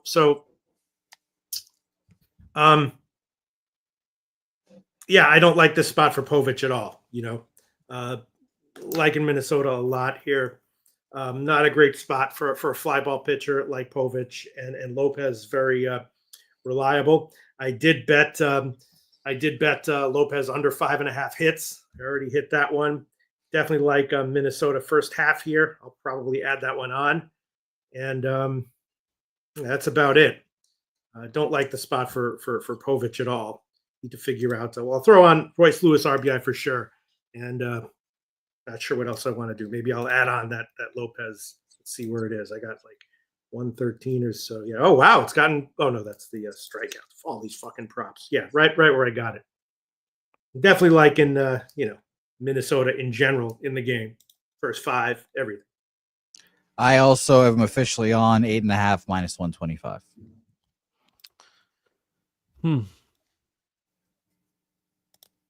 TJ says, I fear everyone is underrating the fact that Baltimore offense second in weighted runs created plus last couple weeks versus righties. I mean, I stated already that they're 4th in Major League Baseball on the season against righties. Yeah, I don't necessarily. This is more of I don't like the spot for Povich than a fade of Baltimore as a lineup. This all feels good for the over at the very least. Cade's been pretty predictable. I mean, he's had 2 road starts this year against teams that don't hit lefties hard, and he's shut them down. 12 2/3. He's allowed 2 earned runs combined. Against teams that hit lefties hard, the Yankees, Reds, and Jays have had much better results. Quick note here. Our guy J Dub saying Baltimore's terrible away, can't hit righties or lefties. And I wanted to double check that from the 15th to today. Orioles against righties on the road, only 109 plate appearances, so make that what you will. 67 weighted runs created plus, 27th best in baseball. Very interesting. I'm on the over still, but that's very interesting. All right, we have Spooner and Troy on the other side with Baltimore. All right, I'm not sure what to do with that one. Let's roll on. We roll on to 7:40 p.m. Eastern with the Chicago White Sox 10-25, 3-14 on the road to the Kansas City Royals 20-16, 12-5 at home at Kauffman Stadium in Kansas City, Missouri. Let's get into the weather here for this one. Here we go. We have Berkey going up against Seth Lugo. 74 Fahrenheit, feels like 69, 8 miles per hour right to left, and slightly in. After a couple hours, it becomes more in, but it's not. It's always going to be sort of slightly in. By the way, Markel on the Twins -2.5. God, going for the catcher. Sancho on the Twins as well. We got AM on the under 8.5 here with Burke and Lugo. So we'll start with Burke. A lot of high hopes for the kid, and he had some rough starts there, and he had a nice bounce back. Now it was at home. It's a little different in Kansas City, but it was a nice bounce back appearance for him. It was against the Brewers. He went 6 innings, allowed 2 hits, 5 strikeouts, 3 walks. Lefties are hitting 173, but do have a 704 OPS against them. Righties are hitting him 282 with an 830 OPS. Taking a look at the righties that the Royals will be having out there: India, Witt, Perez, Garcia, Waters, and Furman at a minimum. We have Seth Lugo on the other side, coming off an 8-2 win at Tampa, 6 innings, 2 earned runs, 5 Ks, no walks, 1.05 whip. He hasn't looked as dominant as last year, but he still looks very good. Lefties are hitting 211, 705 OPS, while righties are hitting 227, 644 OPS. White Sox versus righties are just not hitting him. 217, 631 OPS. You can say the same about Royals. It's a little better now, but 240, 672 OPS. Royals bullpen 2.88 ERA, 1.20 whip. White Sox bullpen 4.44 ERA, 1.34 whip. Let's pull up the line history and hand it over to Jose. We have on the total, we have an 8.5 minus 115 to the over. This opened up at 8.5 at 9:01 p.m. 2.5 hours later, it was an 8. It stayed at an 8 until this morning. went to 8.5. It even went to a 9. Not the most legit 9. But regardless, we've had 15 cents of movement towards the over in this one. On the money line here, we have the Royals at minus 215. They opened up at minus 222. So no movement. Jose will talk about cash flow. Jose, take it away. White Sox, Royals. Yeah, a tough game. Everyone knows I'm a Sean Burke guy by now, and he's not getting bet at all. I'll tell you that today. 92% of the bets, 88% of the money on the Royals here. I'm seeing an opener of minus. Let me double check here. Sorry, minus 205, and we're going up to minus 220-ish. I just don't like the spot. Penny opened it up at minus 222 and is down to minus 215. I don't love the spot here for him. I do lean under, but the issue for that is 91% of the bets, 87% of the money is on the under in this game. This is only White Sox or pass for me, truthfully. But I just couldn't get there, so I stayed off. I can understand gamblers going after this under. Peter Loshak, take it away. Your thoughts, White Sox Royals. Well, I like Benintendi to have a nice game. How many of these props that are correlated am I allowed to give, Jim? As many as you can. As many if the books allow them. No, I'm just saying, like, I mean, the books allow it, but I'm just saying, like, for our like, can I give a hit and a total basis prop, which are like essentially. Yeah, absolutely, you can. It's just like really? putting our other way of putting 2 units on a play. Okay, I like Benintendi. I'll definitely give Benintendi to get a hit. That's going to be about minus 200 or so. I'll look at it. I like his total base prop as well, 1.5 at about plus 150 or so. And even to get an RBI, kind of like Isbell to get an RBI as well. A little bit of value there. And as far as the game is concerned, it's liking Lugo to have another decent start, under 5.5 hits. I took that one. Is there any are the Troy Torrances of the world a warning against KC? Jim? No, TJ has Lugo to record the win at plus 110 in the KC Detroit parlay.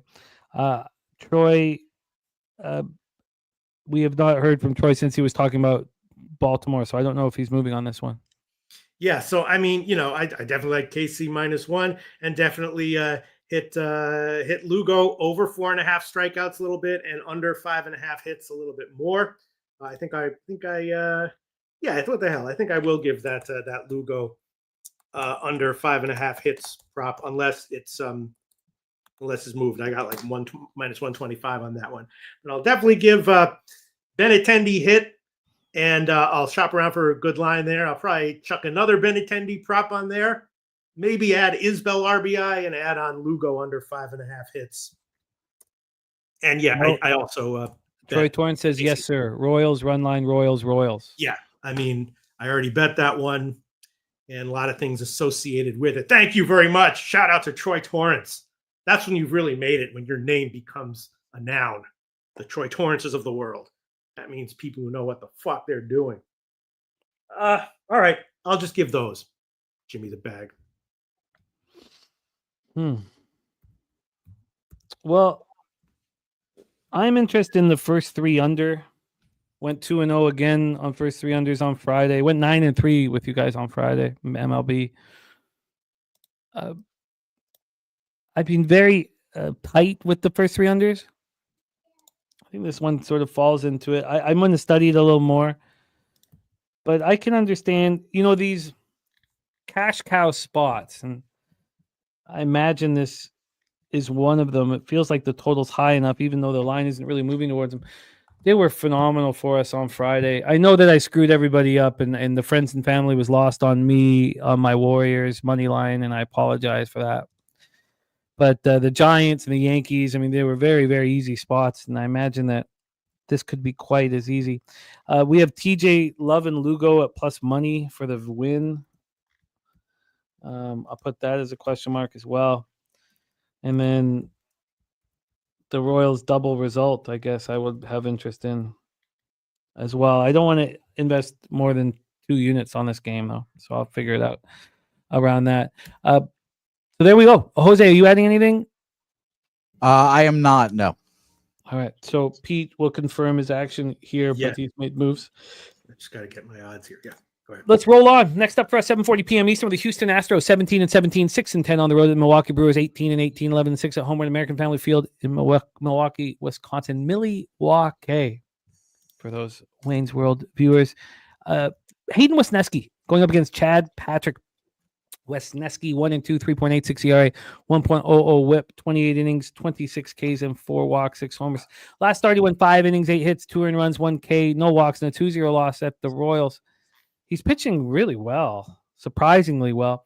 Getting lefties out. Lefties hitting 195, 72. It's righties that are hitting him 254 with an 801 OPS. So let's take a look at the Brewers righties, are the ones that we're worried about. Trujillo, Contreras, Hoskins. You imagine that Collins will hit from the right side. Joey Ortiz and Caleb Durbin are the righties that are listed at this point. And Chad Patrick on the other side, he's coming off the 8-0 loss at the White Sox. That was the Patrick Burke start, the Sean Burke start. Sean Burke looked really good. Patrick did not, but he didn't look bad. 5 2/3, 6 hits, 3 earned runs, no homers, 4 Ks, and no walks. Lefties hitting 240 with a 608 OPS. Righties 258, 770 OPS. Astros versus righties, 245, 672. Brewers versus righties, 244, 701.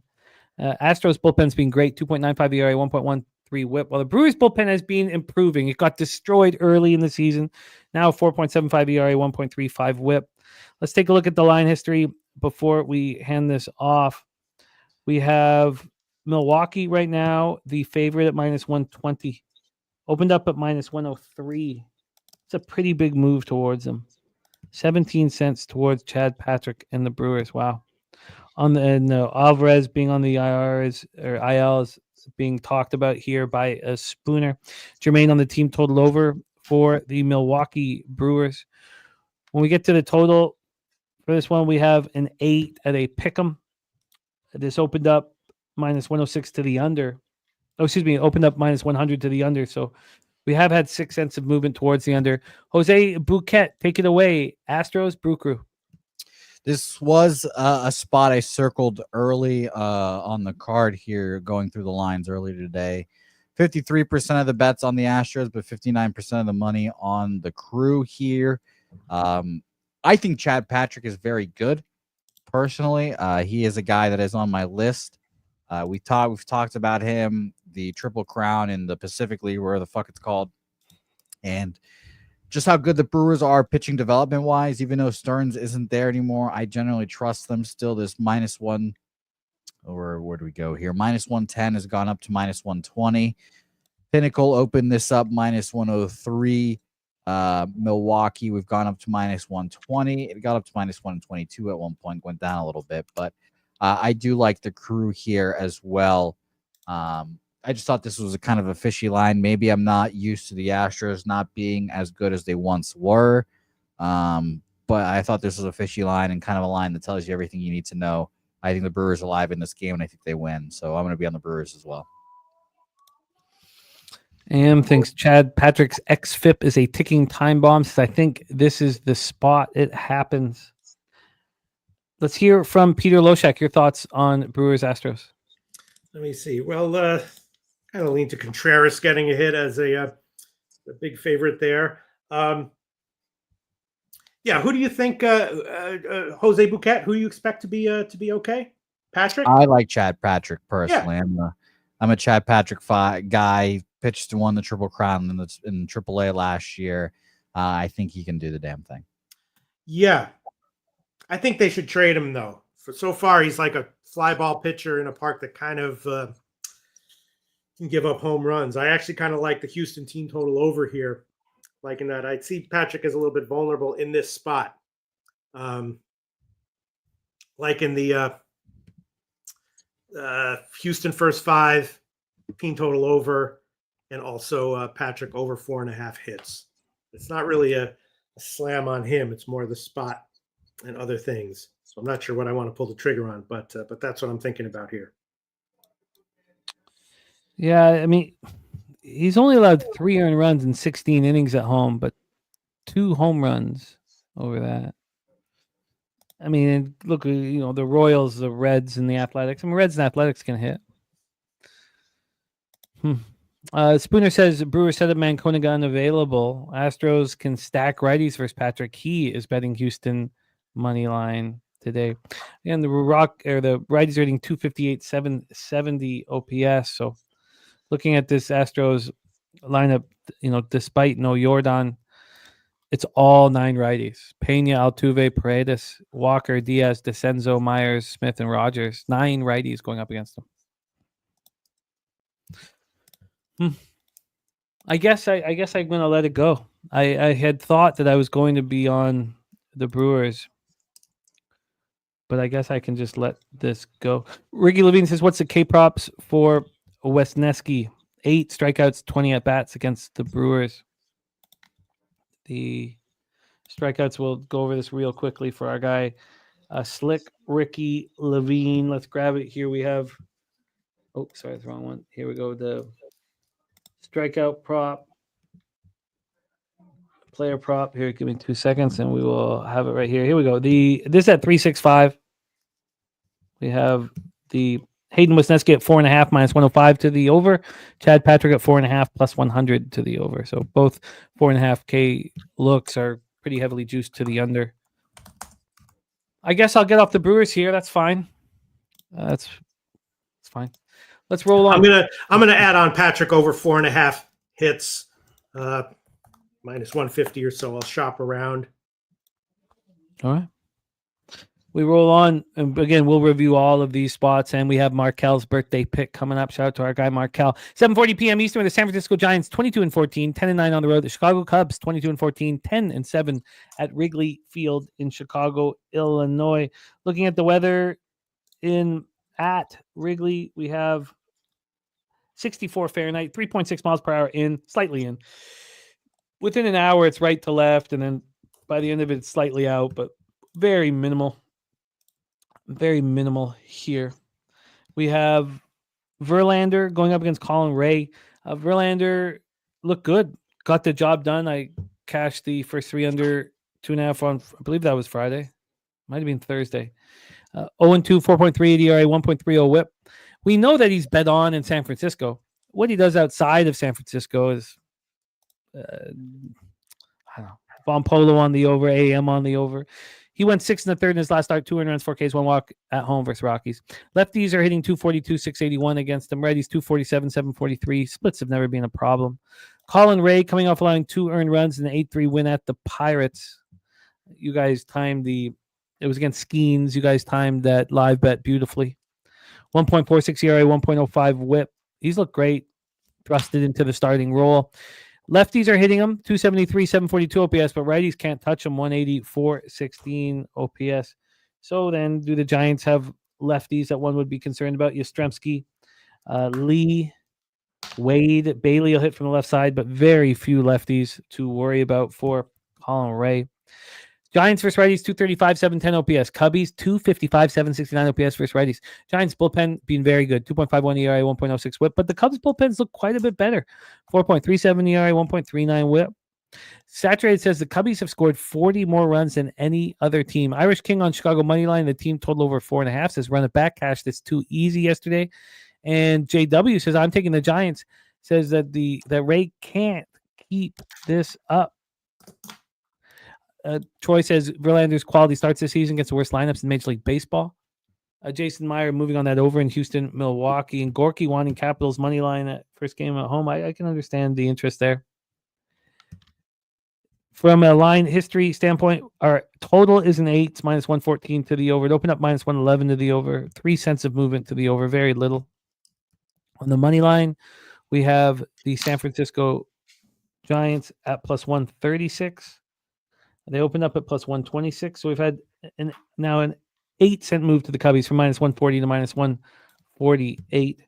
Jose, touch on the cash flow and take it away. We have 2 storied franchises facing each other at Wrigley Field in Chicago. Yeah, you guys know at this point I don't bet Giants games for whatever reason. I lean Cubs here for sure. 76% of the bets, 92% of the money are on the Cubs, though. So that's why I'm off this game. 50% of the bets and 86% of the money on the over in this game. I definitely do lean over. I don't trust Verlander at all, especially on the road. and you guys are in the chat saying that this is the best offense in baseball, but no shot. I can't move on this game, so I'm off. Let's hear from Peter Loshak. Any interest in Cubbies Giants? Yeah, I'm just falling behind on all these props. And by the way, on the other one, I'll take Contreras hit minus 214, even though that's borderline. Patrick over 4.5 hits is minus 145, 149. I will take Houston first 5 plus 104, and the team total over 3.5 minus 126. So I don't know, maybe there's too many on that one. But all right, so this one, yes, don't like Verlander here really. I did take a shot with Verlander under 4.5 strikeouts. Probably I'll check to see if the lines move, but maybe I'll put that one up there. Also kind of like San Francisco over. I'm sorry, Colin Ray over 4.5 strikeouts a bit and under 4.5 hits. And I'm liking the Cubs here in general. Well, I don't know if I can get there. I don't know if I can get there. I'd want to see Verlander go out on the road and pitch well before I trust it. I don't trust it right now. Colin Ray's pitching out of his mind right now. How long do I have faith in that? Cubbies are very public here for the line not to move a little more than that. JW says we own Ray. TJ says sneaky Giant spot, but he doesn't think he can get there. Yeah, I don't know. I don't think there's enough for me here to pull the trigger at this point. We'll hear from Peter's additions. Jose off of this one. Let's roll on. Next up for us, we have Pittsburgh Pirates, St. Louis Cardinals. We have Paul Skeens. Will we get a bounce back performance from Paul Skeens after allowing 3 earned runs, 3 home runs, 2 Ks, 4 walks, and an 8-3 loss at home versus the Chicago Cubs? Skeens 2.74 ERA, 0.91 WHIP on the season, 41 Ks and 42 and 2/3. Nothing like last year. 8 walks, 4 jacks. Needs a bounce back start here. Let's take a look at the weather at Busch Stadium. See if it is conducive for him and helpful for him. Sure, it's a nice day there. 71 Fahrenheit, feels like 70. Wind and non-issue, 2.7 miles per hour right to left. Chosen one on St. Louis money line here. We have Spooner on Pittsburgh, AM on the over 7. Let's break this one down. The splits for Skeens are great. 194, 567 are lefties against them. Righties 207, 608. Spooner says Cardinals bullpen is shot 3 games in 36 hours. Liberator on the hill also needs to have a bounce back spot of sorts. Last start, 3 innings, 2 hits, 2 earned runs, 1 homer, 2 Ks, 1 walk, the 9-1 loss at the Reds, 3.44 ERA, 0.97 WHIP, 30 strikeouts over 34 innings and 3 walks. TJ also on Pittsburgh money line. The Pirates are not hitting lefties, 226, 623 OPS, and the Cards are hitting righties, 265, 753 OPS.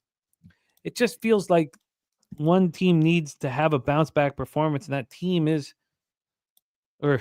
pitcher is Skeens, and he's more than capable of delivering here. And we watched him pitch lights out the start before against the Dodgers, and then just wasn't able to deliver at home against the Cubbies. We have Skeens and the Pirates at minus 111. They opened up minus 129, a huge move towards the Cardinals. Huge. Wow. And on the total here for this one, we have a 7, minus 113 to the over. Open up minus 119 to the over. So we've had the under go from plus 106 to even money. Jose, touch on the cash and take it away. Pirates, Cardinals. Yeah, this spot was the main number one spot that stuck out to me today.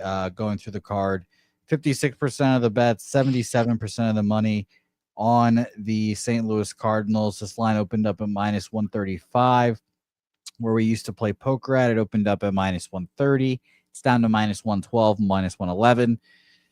Now, all I really need to do or need to make this bet is I just waiting on Troy Torrance. I wanted to ask Troy if this is sharp trap kind of stuff. Our guy Spoons texted me as well this morning talking about how gassed this Cardinals bullpen is, and the fact that this line is still getting moved their direction, and the more bigger bets are on the Cardinals here as well.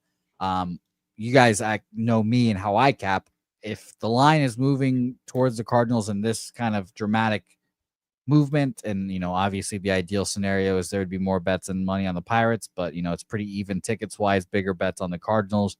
I kind of just love these spots here. Now, again, where I get killed is the sharp trap, which catches me all the time. So I wanted to wait and see what Troy Torrance had to say in this game. By the way, 82% of the bets on the under, but only 54% of the money is on the under in this game. So I think these guys both get touched up today. I think that the bullpens are both gassed, like Spoon said as well. Cardinals bullpen, I'll tell you guys right now, back-to-back days for Kyle Leahy, Phil Maton, and Ryan Helsley. They're three best guys. Jojo Romero threw 18 on Sunday. Gordon Grifficio threw 11 on Monday. So I expect him to be available, but that leaves us with Jojo, Gordon, John King, and Chris Roycroft in this bullpen, which is terrifying. I don't want my money to be in their hands, if I'm being honest. On the Pirates side, Joey Wentz, back-to-back days. He's not going. Chase Shugard, 17 yesterday, and a back-to-back on Friday and Saturday. He's not going to go. That leaves us with Colin Holderman on 21 pitches Monday, day off yesterday. Bednard available. Tanner Rainey available. Ryan Barucki, 13 pitches. He'll be available. Dennis Santana and Caleb Ferguson all available for the Pirates. I'm saying right now, X's and O's, motivation, it's screaming Pirates, but the market is screaming Cardinals. And I'm struggling here. Like I said, I came into the show wanting to bet the Cardinals. But I don't know. It's a very interesting market, interesting game in here. Troy saying in division, this makes it so much different. So does Skeens in his opinion, because Troy thinks that Paul Skeens is the greatest pitcher of all time, which is crazy, but whatever. I trust the market. I don't trust the market. Database says Cardinals and the over in this game here. I lean Cardinals as well. I just haven't moved anything yet. I want to hear what everyone else has to say. Let's hear from Peter. Take it away. Well, there's two props I'll add on. These are both lines of seeing Caesars right now. Pozo minus 142, Pozo, and Jordan Walker minus 133. Those are two hit props that I will definitely make official. And then as far as the rest of the game, I definitely took Skeens over 4.5 hits, which is not necessarily implying that I think he's going to have a bad start. It means that he's actually likely to go deep, as likely as he is to have a bad start. So I bet Skeens over 4.5 hits, and I might give that one official. I do kind of like slightly liberatory under hits, but I'm not going to give that one. And slightly into the first three under, the old first three under, 2.5 at minus 160 or so. And like in the Liberatore over 4.5 strikeouts at minus 160 as well. And of course, the outs prop, which I bet. That one I definitely bet pretty healthfully over 17.5. I'm guessing that's moved. I got like 125 or so. Let's see if that has moved. Outs. Whoa, it's gone the other way. Okay, why would that be? What the fuck? Is he injured or something? What the hell's going on here? And this is Liberatore. You bet the over outs on? Yeah, 17.5 outs. I mean, not a huge move, but surprising. Now, what is it at now? What? What is it at now? Well, I'm seeing like 110 or so. All right. I hate doing this, but I'll say it. Now I like it more. Not really, but I'll say it. I'll take it. I'll take Liberatore over 17.5 outs and pretend that I like it more now. By the way, quick throwback to Paul Skeens against the Cardinals. This is going to be his 5th time going up against the Cardinals. Earlier in this year, 6 innings, 6 innings, 6 hits, 5 earned runs, 7 Ks, 1 walk, lost 3-5. 6 innings, 4 hits, 1 earned run. Last year, loss 0-4. 8 1/3, 4 innings, 4 hits, 2 earned runs on a home run, 8 Ks, no walks. Lost that game 2-1. And his only win, the first game that he went against them, 6 1/3, 5 hits, shutout, 8 Ks, no walks, 2-1 victory there. I know the Cardinals bullpen is going to be scary, but even when Paul Skeens pitches well, this Pirates team can lose. So Cardinals money line officially on my card here as well. I'm going to tell you the price right now. And this, I think, will be a first 3 under 2 for me. I want Skeens in the bounce back situation. The market's telling us that Liberatore is going to pitch well. A lot of people on the over. The both bullpens are vulnerable. Cards is tired. Now we have Pig Milk play today on the Cardinals plus 100. Pig Milk running hot. Shout out to our guy Billy Friedrich with the Pig Milk play Hot of milk. the day. Say what? Hot milk. Yeah, man. Yeah, warm at least. Delicious. We have a lot of people on either side of the fence in this game. It's pretty interesting here.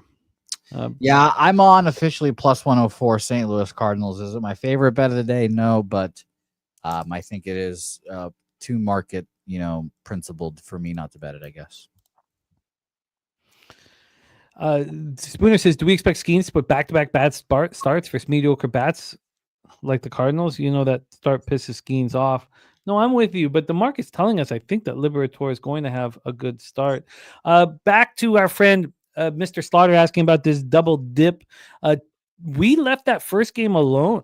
There wasn't as much action as one would think, but TJ is on the Washington Nationals' first 5, expecting a bounce-back spot from Irvin, but there was no moves from us in that first game here. My card is starting to come together, and slower, less volume on a Tuesday is sort of being par for the course. And then Friday, I seem to get more and more MLB action as the day goes on. I'm Justin McKelvey on that over 9 in game 1. Let's roll on, fellas. We move on to 8:40 p.m. Eastern. The Detroit Tigers and Jackson Jobe going up against Chase Hollander. I've been trying to tell myself, let Capper say horrible things about Chase Hollander and Emerson Hancock, and they don't need me to defend them. I like how they're both pitching today as well. Of course they are. I imagine that the numbers will just tell the story, and I'm going to try, because for whatever reason, it's stuck with me. Like, it sticks with me afterwards. I mean, I just got to let it go. And then I become an asshole, so you guys can say horrible things about Hollander and about Emerson Hancock. I'm not going to reply. Do my best not to reply. We're in Coors Field in Denver, Colorado. Let's get into the weather first and foremost. Light rain throughout this game. I mean, I wonder if this one is in red here, and it is. It is in red. 100%. Oh, this game's not going. This game it's going to rain all day. I imagine it's raining now. We don't need to put too much time into it. Jackson Jobe pitching well. A bit of the K to walk ratio is a problem. He's probably trying to be too perfect. 18 Ks, 14 walks, but a 3.38 ERA, 1.33 whip. Lefties are hitting just 176 with a 569 OPS, while righties are hitting 235, 756 OPS. And he only got through 4 innings in his last start, allowing 3 earned runs. Chase Hollander finally had that good start, 2-1 win at home over the Braves, so he's got consecutive home starts. He's been hit very hard early in his career, but very, very highly thought of prospect. Tigers versus righties, 252, 743 OPS. Rockies just 215, 632. Both bullpens have been really good. The Rockies bullpen is 3.88 ERA, 1.44 whip. So maybe really good's a little much, but much better than we expected it to be. We think this game will not go. Big Scott will be back. Emerson Hancock today. TJ says Detroit -1 and the second leg of a Kansas City money line parlay. I got it. It's not helping. It's not helping the show. Me getting angry and defending these young pitchers. It's not helping anyone. So I'm gonna try not to. I like hearing that though, Big Scott. Let's get into the line history here. Again, we'll see if this one goes. It's a 9.5. This opened up at 9.5 -107 to the under. It's now -110 to the under. We don't think this game will go. On the money line, we have the Rockies at +156. They opened up at +153. Jose Bouquet, touch on the cash flow and roll through here. Brembo says if Stolars is out, isn't this a Panthers series smash spot? Yeah, probably. But I'd need to think about that a little longer. But yes, I think so. I think we're getting a great price on the Panthers to win the series. But I do need to sit with it longer. Take it away for us here, Jose. Tigers, Rockies. Yeah, stay off game for me. As you guys probably all know with the weather, 73% of the bets, 79% of the money on Detroit. Line has gone up a few cents from 65 to minus 175, minus 180. And 54% of the money on the over, but 59% of the money on the under in there as well. So bigger bets on the under, but no action for me. I think this game rains out as well. Peter, anything you want to add? No, but I'll just quote some stuff that I'll review. That guy Pazzo, I'm also going to throw his RBI prop on 275 and Jordan Walker plus 300. And the Liberatory outs prop was minus 110. It's gone that direction, but I'll take it anyway. Skeens, Penny has 4.5 hits, minus 117. So that's not a good sign, but I'll make that my line. And Liberatory over 4.5 strikeouts, minus 152. We'll see. Yeah, this one, kind of leaning. If ever there was a game where I was going to lean Colorado, it would be this one, first 5 and first 3. I was looking at this and thinking that it was going to go, but you think it's not? I don't know. Now I just went to a weather site, and that weather site has it going to stop rain at night. It's going to stop raining at 9 p.m. So it's going to stop raining for an hour here. I can understand that this is probably needs to be capped here. But there will be rain. It's just it's light rain throughout. It doesn't get the heavy rain until later tonight after the game. So I'll check another site here. I'll check AccuWeather. AccuWeather. It's interesting what TJ's saying. I mean, if that's the case, then this one will go. We have. No, this is not going to go. Well, yeah, it stops raining at 9 p.m. So there's 80% chance of rain, when the game starts, and 7 p.m., 8 p.m. And, you could do a double dip tomorrow because it's supposed to stop raining around noon. The precipitation's at 100%, 7.5 hours of precipitation. It's funny that you have those stats here because on AccuWeather, I have 18.1 millimeters of rain, 7.5 hours of rain, 100% rain cover. I don't know. It's touch and go, man. I don't. Let's just go right to this. So we have full rain at 6, 7 full rain, 8 full rain, and then it stops for 1 hour, and then we get full rain back again at 10. I don't know. And that's TJ's Coors Field from AccuWeather. Wow. Okay. Well, AM thinks it's going to go. I would like the under if I think this is going to go. Is there anything you guys want to add? No. Nope. Okay. I'm good. Well, yeah, I'm interested. I guess maybe I should just put a bet in on the under here. It's going to be cold. It's not conducive for offense here tonight. So maybe I should just get the under bet and then feel good about it. TJ, what did you have on this game? I haven't even seen what you have. I'd like to know. All right, let's roll on, fellas. Yes, please do, TJ. 9:38 p.m. Eastern, we have the Blue Jays versus the Angels. Now we have Jose Urena now pitching for the Jays. He came in the middle of the Nationals game, 3 innings, 7 hits, 5 earned runs, 2 homers, 3 Ks, 1 walk, 19-5 win at Nationals.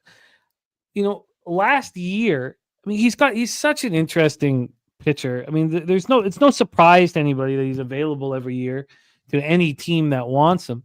The surprise is that sometimes he pitches well, pitching for his life. And here he is pitching for the Jays. He looked horrible in that. I want to fade him so badly, but all my life I've wanted to. I've always wanted to fade Jose Urena. And last year, he wasn't that bad. Last year, 3.80 ERA, 1.32 whip over 109 innings. It wasn't that bad. And before that, in 2023 in Colorado or with the Colorado Red Sox, really, in all honesty, I know he's never been good, but he's only had a few I guess I can't say that. Look how bad he was between 2019 and 2021. I want to fade Urena so badly. He's so terrible. But the Jays hit lefties hard. The Angels don't hit righties. Maybe this is Urena's greatest opportunity. And then we have Tyler Anderson with these reverse splits. Lefties are crushing him this year. The Jays are crushing lefties. The problem is who are the lefties that the Jays can count on? Varsho, Jimenez, and Santander, who's a switch, who will be hitting from the left-hand side. But they're hitting lefties. I mean, how in the world could Urena deliver here? I just don't see how he could. Now, the Jays have a bullpen advantage. The Angels lineup is so weak. Let's touch on weather, set up the line history, and pass it around. 65 Fahrenheit, wind speed 6.3 miles per hour to left center, dies down to 4.5 miles per hour. Let's get into the line history here. From a line history standpoint, we have the Jays minus 111. I mean, it's just shocking. This opens up minus 113. We have 8 cents of movement towards the Jays. I mean, is this the one start against the one team that Urena can be trusted? I mean, the market is sort of indicating that is the case. This total opened up at 9 minus 109 to the under. Now it's 9 minus 110 to the under. Jose Bouquet, touch on the cash flow and take it away. Blue Jays Angels. Yeah, this is also going to be a stay off for me. I just found out that Urena was on the Blue Jays. I didn't know that. But 72% of the money, 72% of the bets, 92% of the money on the Toronto Blue Jays here. Pretty surprising to see that, honestly. 80% of the bets, 90% of the money on the under. I think this line just probably came out on sites here, or I should say the pitchers were probably just recently announced, so there's not that much action in so far. I can't move on it. There's been slight movements towards the Toronto Blue Jays, and I guess if I had to play a side, it'd be theirs, but no thanks. I can't back Urena under any circumstances, but it feels like this is the perfect situation for him to succeed. Peter, any thoughts here? I'll add on Vlad Guerrero, RBI plus 165. I think there's a little bit of value there. I'll take that one. Vlad Guerrero, RBI plus 165. Yeah, I get it. Jerry making a great point, though. The weighted runs created plus last 100 bats for the Jays against left-handed pitching, terrible, 63. And you could tell by their OPS. I mean, they were smashing season long against lefties. Now it's 726. It was 760. Now Spooner says those lefties are Cy Young candidates. AM says this total is just too high. Yeah, it probably is. It probably is. If Urena can get, some, but then you got to trust this Angels bullpen. I could understand again. Like I don't think I couldn't bet it, but I think you're probably right. This is probably a really short. What was the cash flow on the under, Jose? Muted. There we go. I'll tell you right now, and I'll also give you the lefties that they just faced here as well. The under money, 80% of the bets, 90% of the money on the under. But again, I think that's a little early. I think if we wait like an hour or two, maybe at the end of the show, I think that might be a little different because again, I think this line just came out. But the lefties that the Blue Jays have faced recently, Logan Allen on the second, 5 2/3, 6 hits, 2 runs, 3 runs, 2 of them earned on a home run. Crochet, 7 innings, 4 hits, 2 earned runs. Freed, 6 innings, 5 hits, no earned runs. Kate Povich, 4 2/3, 7 hits, 2 earned runs. Crochet again, 5 2/3, 1 earned run, 4 runs. David Peterson, 4 2/3, 3 hits, 1 earned run. Mackenzie Gore, 5 innings, 3 earned runs. Ryan Weathers, 6 1/3, 1 earned runs. It starts to get bad. That last one, Ryan Weathers was last year. Mackenzie Gore was the first one from this year. So no real impressive numbers against any of those lefty starters. Crochet gave up the most runs against them, and there was 3 of them were unearned. So very interesting. How on earth do the Angels not have an advantage first 5? I mean, yeah, they're not hitting it all. But Anderson versus Urena, I mean, do we really not have an advantage first 5? It's only 5 cents, minus 105 to minus 110. By the way, our guy Jeff Slaughter in the house. Barcelona double chance minus 190. Says it's a great parlay piece and pops off in 30 minutes or so.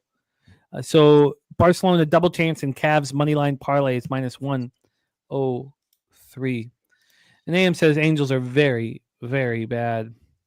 Crystal Craig in the house says Vladdy 6 for 11 versus Anderson. Bichette 3 for 4.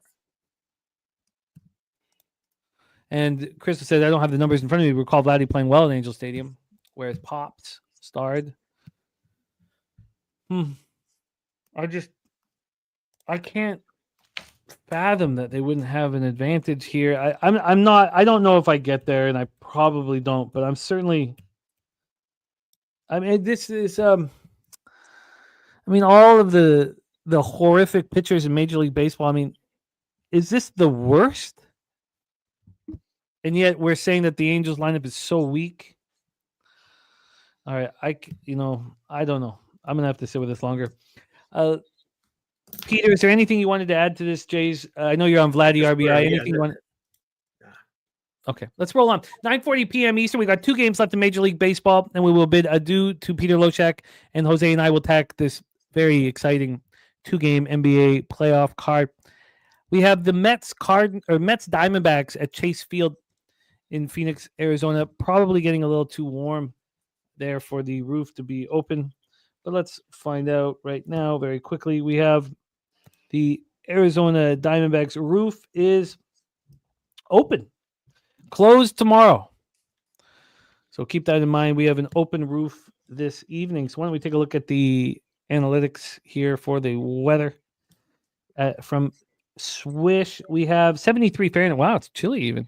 73 Fahrenheit. Feels like 71, 4.5 miles per hour to right center, then it's out to left center. It's the wind's all over the place, but it's very soft and quiet. We have the lefty David Peterson on the hill, and Rogue Energy says absolutely Angels all day. I'm certainly going to look at a longer Rogue. Peterson, last start, 5 innings, 5 hits, 1 earned run, 2 Ks, no walks, an 8-3 win at home over these very Diamondbacks. The Zach Gallen didn't go up against Peterson, but they both just played their opponents. Zach Gallen threw for 6 innings, 2 hits, 1 earned run. It was a solo shot, 8 Ks, 3 walks, and a 4-2 win at the Mets. AM is on the over 9 in this one. We have Peterson hitting 200, or lefties are hitting 200, 483 OPS versus him. Righties are getting to him, 299, 775 OPS. So let's take a look at the Diamondbacks righties here. Marte will be hitting from the right-hand side. Corbin Carroll having a hell of a year, but he'll be a lefty. It'll just be him and Naylor as the only lefties. Grichuk, Suarez, Moreno, Gurriel, Hampson, and then Perdomo will be hitting from the right-hand side. For Zach Gallen, it's the lefties that have been getting to him. So Frankie will hit from the left-hand side. We, of course, Juan Soto from the left-hand side, Nemo, McNeil. And I imagine that the bottom of the lineup will be filled with a couple more left-handed bats because they're getting to Gallen, 273, 890 OPS. Righties just 157, 505 OPS. And they just watch Gallen shut him down. Mets first righties, 247, 747 OPS. Diamondbacks first lefties, 249, 667.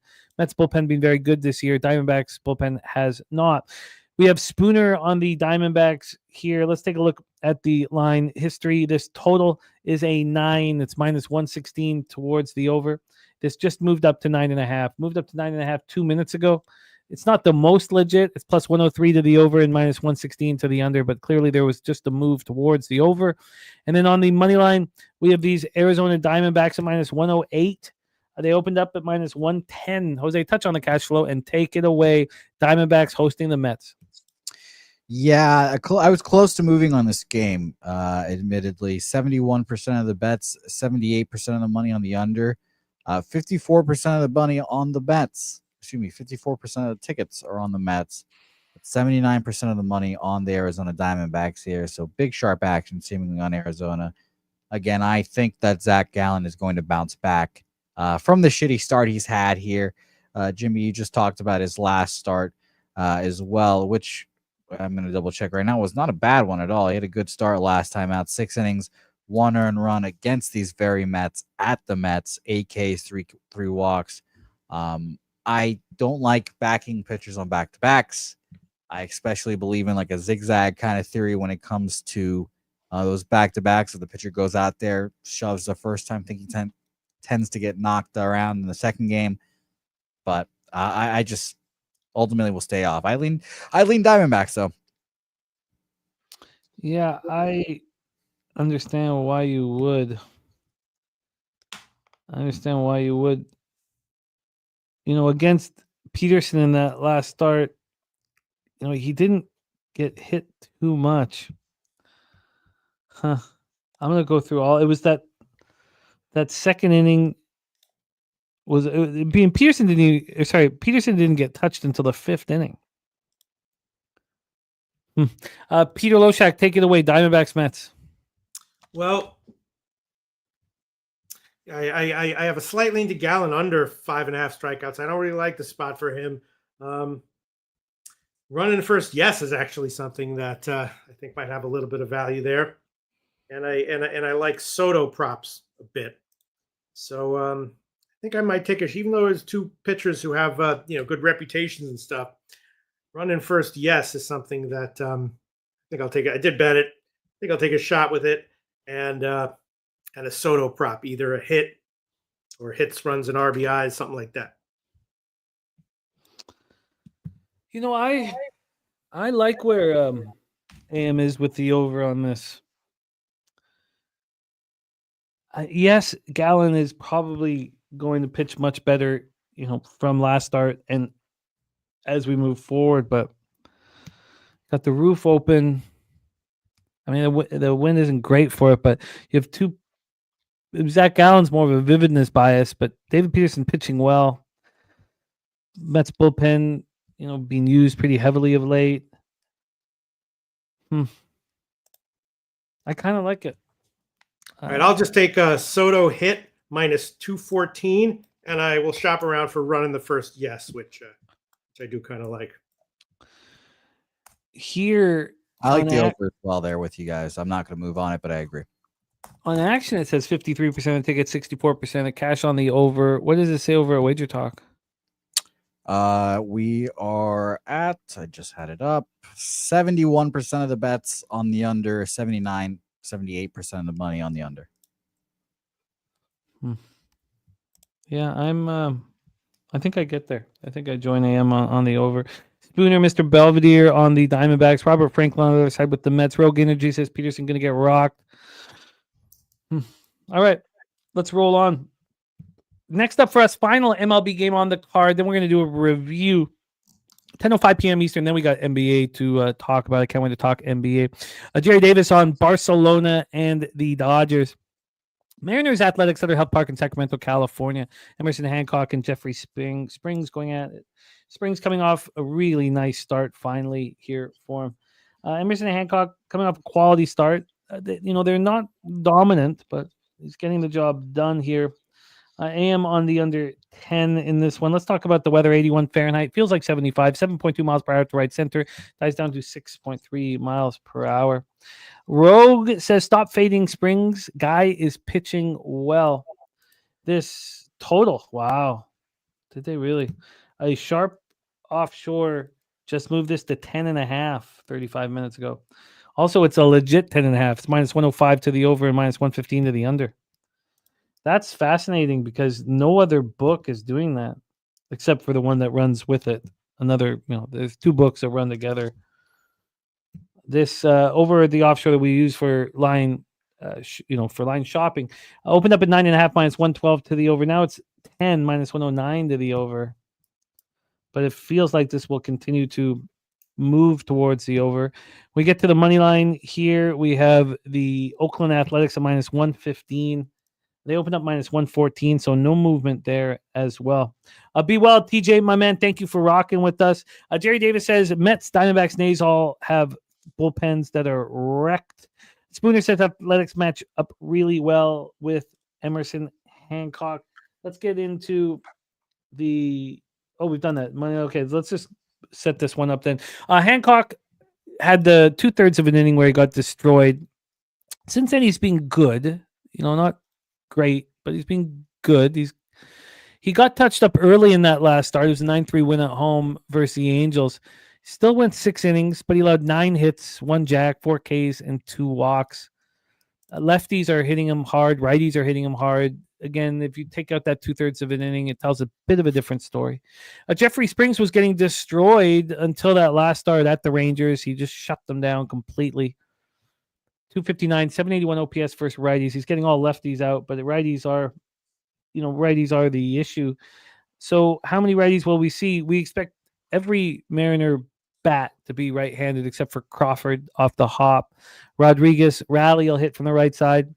Arozarena, Garver, Solano, Williamson, Rivas will hit from the right side, and then Samad Taylor in right field, turning the lineup over. Mariners versus lefties, 238, 709 OPS. A's versus righties, 252, 733 OPS. The A's bullpen's looked a little better of late, and the Mariners bullpen has looked a little worse of late, but got off to a really strong start. Jose Bouquet, our final game on the MLB card. Seattle Mariners, Oakland Athletics. Take it away. Yep, this is my last bet on the board. I've been betting Jeffrey Springs quite frequently to my detriment and success at times.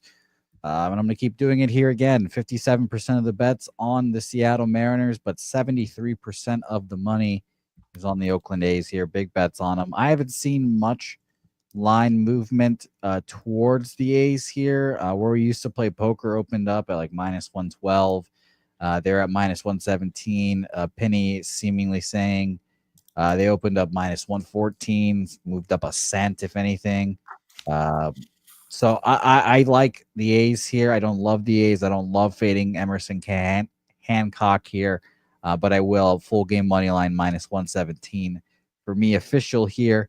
Over, by the way, has half of the bets there, 50-50 split, and 60% of the money on the under. So kind of split, but this total went from a 9.5 to a 10. So I lean over, but give me the A's here, full game money line. I wonder if Springs is just going to heat up here.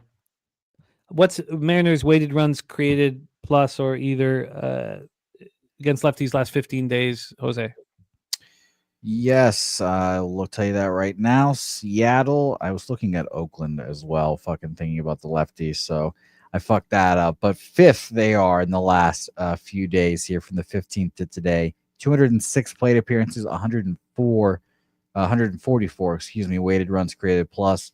Full season, they're at 110 with 390 plate appearances.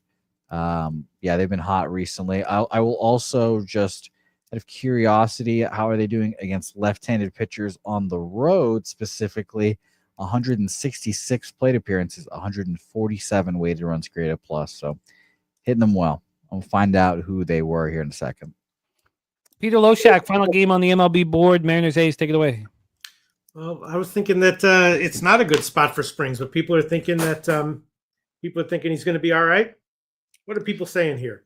I'll tell you real quick here. Patrick Corbin, Tyler Anderson, Crochet, Sean Newcomb, Easton Lucas, Nick Lodolo have all been the guys that they have faced recently, and only Garrett Crochet pitched. Only Garrett Crochet is a good pitcher amongst those guys, and in that start of Crochet didn't have his command at all. It just wasn't mechanically sound. Tariq Skubal pitched against him, 3 earned runs. Robbie Ray, 1 earned run. Fernando Valdez, 6 inning shutout. So I think that they've just had a lucky stretch of facing shitty lefties, and I think that Jeffrey Springs hopefully will be a better one than that. Really? Why do you think that Springs? Because I was going to give over 4.5 hits for Springs. We believe that Springs is going to do all right here. I do, yes. I know that the total is super high for a reason, and we know that the marine layer and all this stuff kind of has an effect here in Sacramento. But how many hits was that again, Pete? 4.5? Yeah, I mean, it's juiced, but 4.5, I mean, he's given up at least 4.5 in all but 3 starts. So, he's made 7. I can see why you made the bet. All right, I'm going to take Springs over 4.5 hits. I'll shop around for the best line there. Also hit props kind of like an Arozarena and who else? Not Soderstrom. Arozarena and who the fuck else was it? I like how you say that, Pete. Yeah. Maybe that was what the fuck? Maybe that was the only one. Okay, yeah, fellas. Go ahead. Let's do a review here Jose, did you want to touch anything on that final spot on the board, the Mariners game, before we do a review? No, I'm on the ace. Let me double check the price again. -117 full game. Okay, A's. We'll see. And yes, Comentini, Springs has a 7 ERA at home. I've been on some of those starts, and it's been ugly. Yeah, T-Mac, that line definitely got some stank on it, talking about the Rangers Red Sox game. I think Giolito is just a time bomb, T-Mac. I think Giolito against a good lineup is worrisome. I think he gives up, if the game goes, I wouldn't be surprised if he gave up 3 home runs today. Let's do a review here, and that is Stacks Play Day number 2, the over 9.5. Yep. In that spot. Huh. That's an interesting way of hammering it. Let's do a review here. I don't have much action, but please remember that the birthday pick for Markel is needed, and there's only one man for the job here. No. And Yes. just from that sigh, you know what we are talking about here. And he doesn't need to have it right now, but he better have it soon.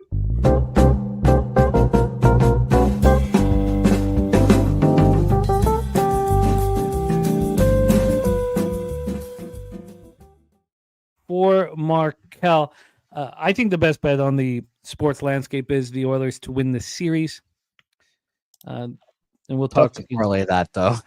You can't. Yeah, you can't. You want to get that money here. But then when anybody needs a birthday pick and Peter Loshak is on the scene, it's just Loshak. His ROI is extremely high on it. So Peter Loshak will deliver. I'm not going to go through everybody's action here in the chat that I've copied and pasted. We're going to go over that.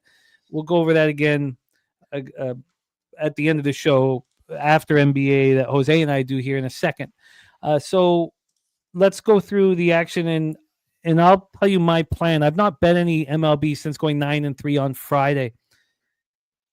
The difficulty of baseball and the marathon that we're in, I want to cap it with you guys when I'm all in personally.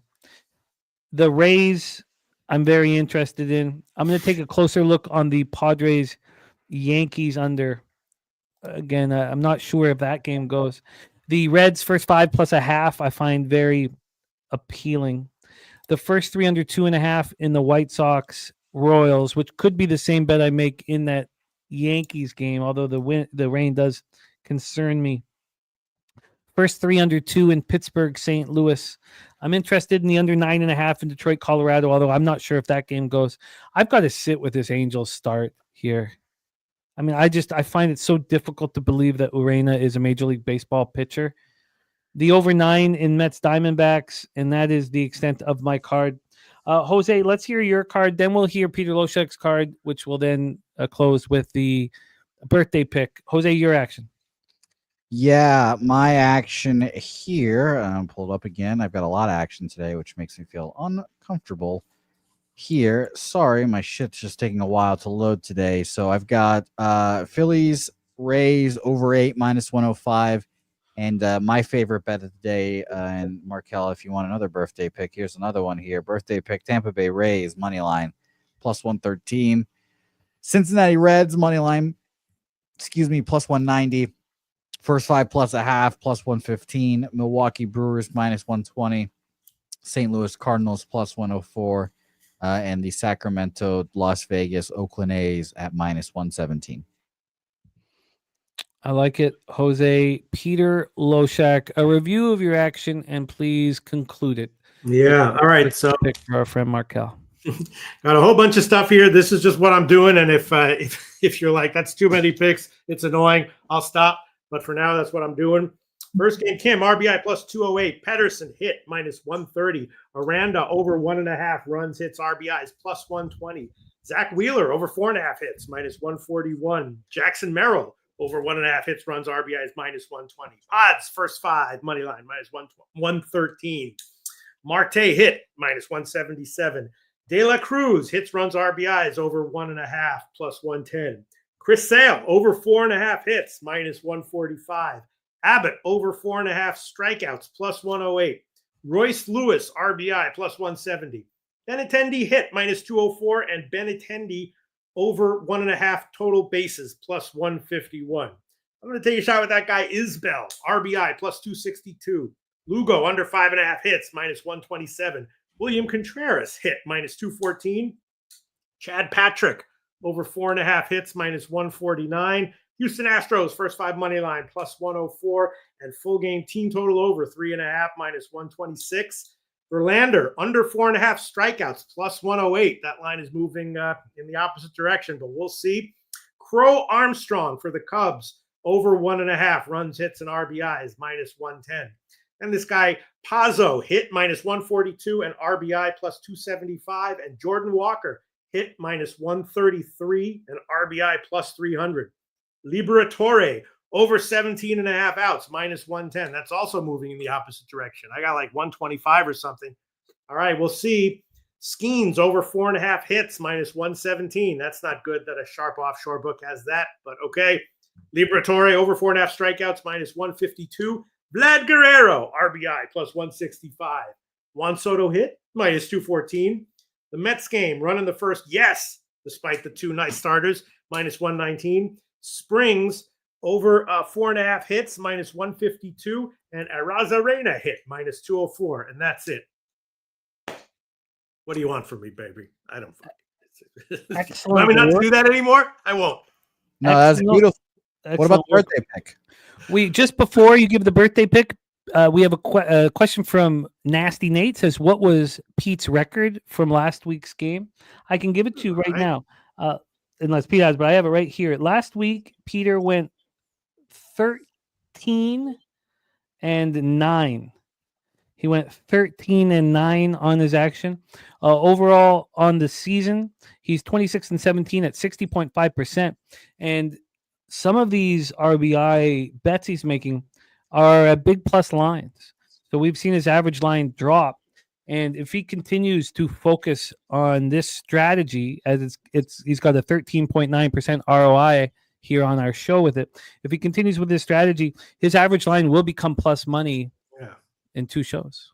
I got lucky last week though, because a bunch of the units came from fading success. I mean, it was a correct call, but it was fading Gibson, and I had like a couple RBI props at cash on that one, the Gibson hit prop. So if you take away that game, might have been iffy, but we'll see. We'll see how it turns out. And one of the books I use actually I don't use that many, but one of them didn't have the friggin' prop lines out yet. So most of these are like Caesars and stuff, which is a little bit worse, but that's all right.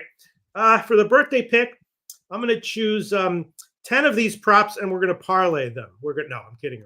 Fucking kidding around. All right. Birthday pick. Happy birthday. Let's say, you know what? I like Aranda. Over 1.5 hits, runs, and RBIs. Jackson Merrill, too. Let me see. Sale, I think he's going to give up some hits, but he's an old vet. Royce Lewis, the RBI prop. I think there's nice value there. Benintendi, that's very tempting. The over 1.5 total bases at plus 151. He hits a double, and you got it. A double in the Crow Armstrong. That's all right. Guerrero, that's probably okay. All right, let's give him. Let me just think for a second now here. Give him Vlad Guerrero, RBI prop plus 165. Ooh, Vladdy RBI plus 165. Yeah. Is that the highest plus money birthday bet of our 8 years together, Pete? Who knows? I'll chuck on a couple of more and make it a parlay if you want. I mean, Vlad Guerrero, he's a pretty good hitter. Plus 165, I'll take it. There it is, Markel. Vladdy and Markel ride tonight. Bohica, bad news that Sovereignty's not running in the Preakness. It's too bad. It's bad for horse racing, but it's just bad thing after another, one after another horse racing. But still, Sovereignty for the Triple Crown at 21 was a sharp look, man. And it's too bad it doesn't come through. Sovereignty made a bunch of us cash on. You know what? It sets up Sovereignty to win the Belmont, and it's still bad for horse racing. So It sucks, but Bowie is still a great call. Peter, excellent work. Stay hot, my friend. If you could please send me all of that action Yes, so I can have it as well to answer questions like our friend Nasty Nate's. Please send that all to me, my friend. And an excellent work. Now, Peter, before you go, you have given Markel a birthday pick, Vladdy Guerrero, but you haven't given him a final uplifting message to take into the future. And, you know, it is Markel's birthday, but maybe we all need to hear this, Pete. So before you bid adieu, please, a message to Markel on his birthday. Markel, happy birthday, pal. Get enough sleep. Drink fucking filtered water. Eat fucking organic food. Don't fucking brush your teeth with fluoride. That'll fuck up your third eye. Try to eat raw if you can. Try to limit sugar. Try to limit alcohol intake. Try to limit smoking, but not the weed of wisdom handed down on the grave of Solomon for all of us, the healing of the nations. And that's about all I got. There's some other stuff that I'm sure I'm forgetting. But for now, that's all my birthday advice for you, Markel. And I hope Vladdy gets a friggin' RBI tonight for you, pal. That is great stuff, Pete, my friend. Good luck. Stay in touch with us, my man. And excellent work. Saturated misses the fur coat, by the way. Oh, I got it. It's coming. I got it. I got it here. I got it right over there. I love it. There he is, Mr. Pete Loshak. Jose, it is time to talk NBA, and I cannot wait to cap with you guys. I cannot wait to cap these two games with you guys. I'm enjoying the playoffs enormously. I love these two games here. I've doubled up on one of them, and I can't wait to talk about them both. Are you ready to rock? Yep, let's do it. All right, please set up our first NBA game, and I will take it from there.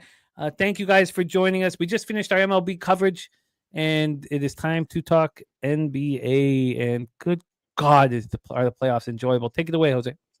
Yep, let's talk about Cavs Pacers to start this out. Pacers lead the series 1-0. A mini observation, by the way, that rust versus rust really came in. All of those teams that finished their series early got smacked in the face by the teams that went long in game one. Very interesting observation. We'll talk about that here in a second again. But the Cavaliers open up here. I'm seeing 8.5-point favorites here. Let me double check here because I have to go from baseball to basketball here. But there are a lot of people betting it over in this game. 73% of the tickets are on the under, but 61% of the money is on the over in this game. I'm seeing Pinnacle open this line at, I'm sorry again, my shit's running super slow today. 8 minus 105. It is still there now. It got up to a 9 last night, came down to an 8.5 this morning, and has come down here to the 8. Indiana Pacers, a good squad here. Be careful to the Cleveland Cavaliers. We've got 52% of the bets and 76% of the money on the Cleveland Cavaliers here as well. I'm sure we're going to get, all-out effort from Cleveland because they need to win one of these two games. And maybe the Pacers will come in there lax after winning game one and getting the job done. This is a very big game, though. Jimmy, what do you think?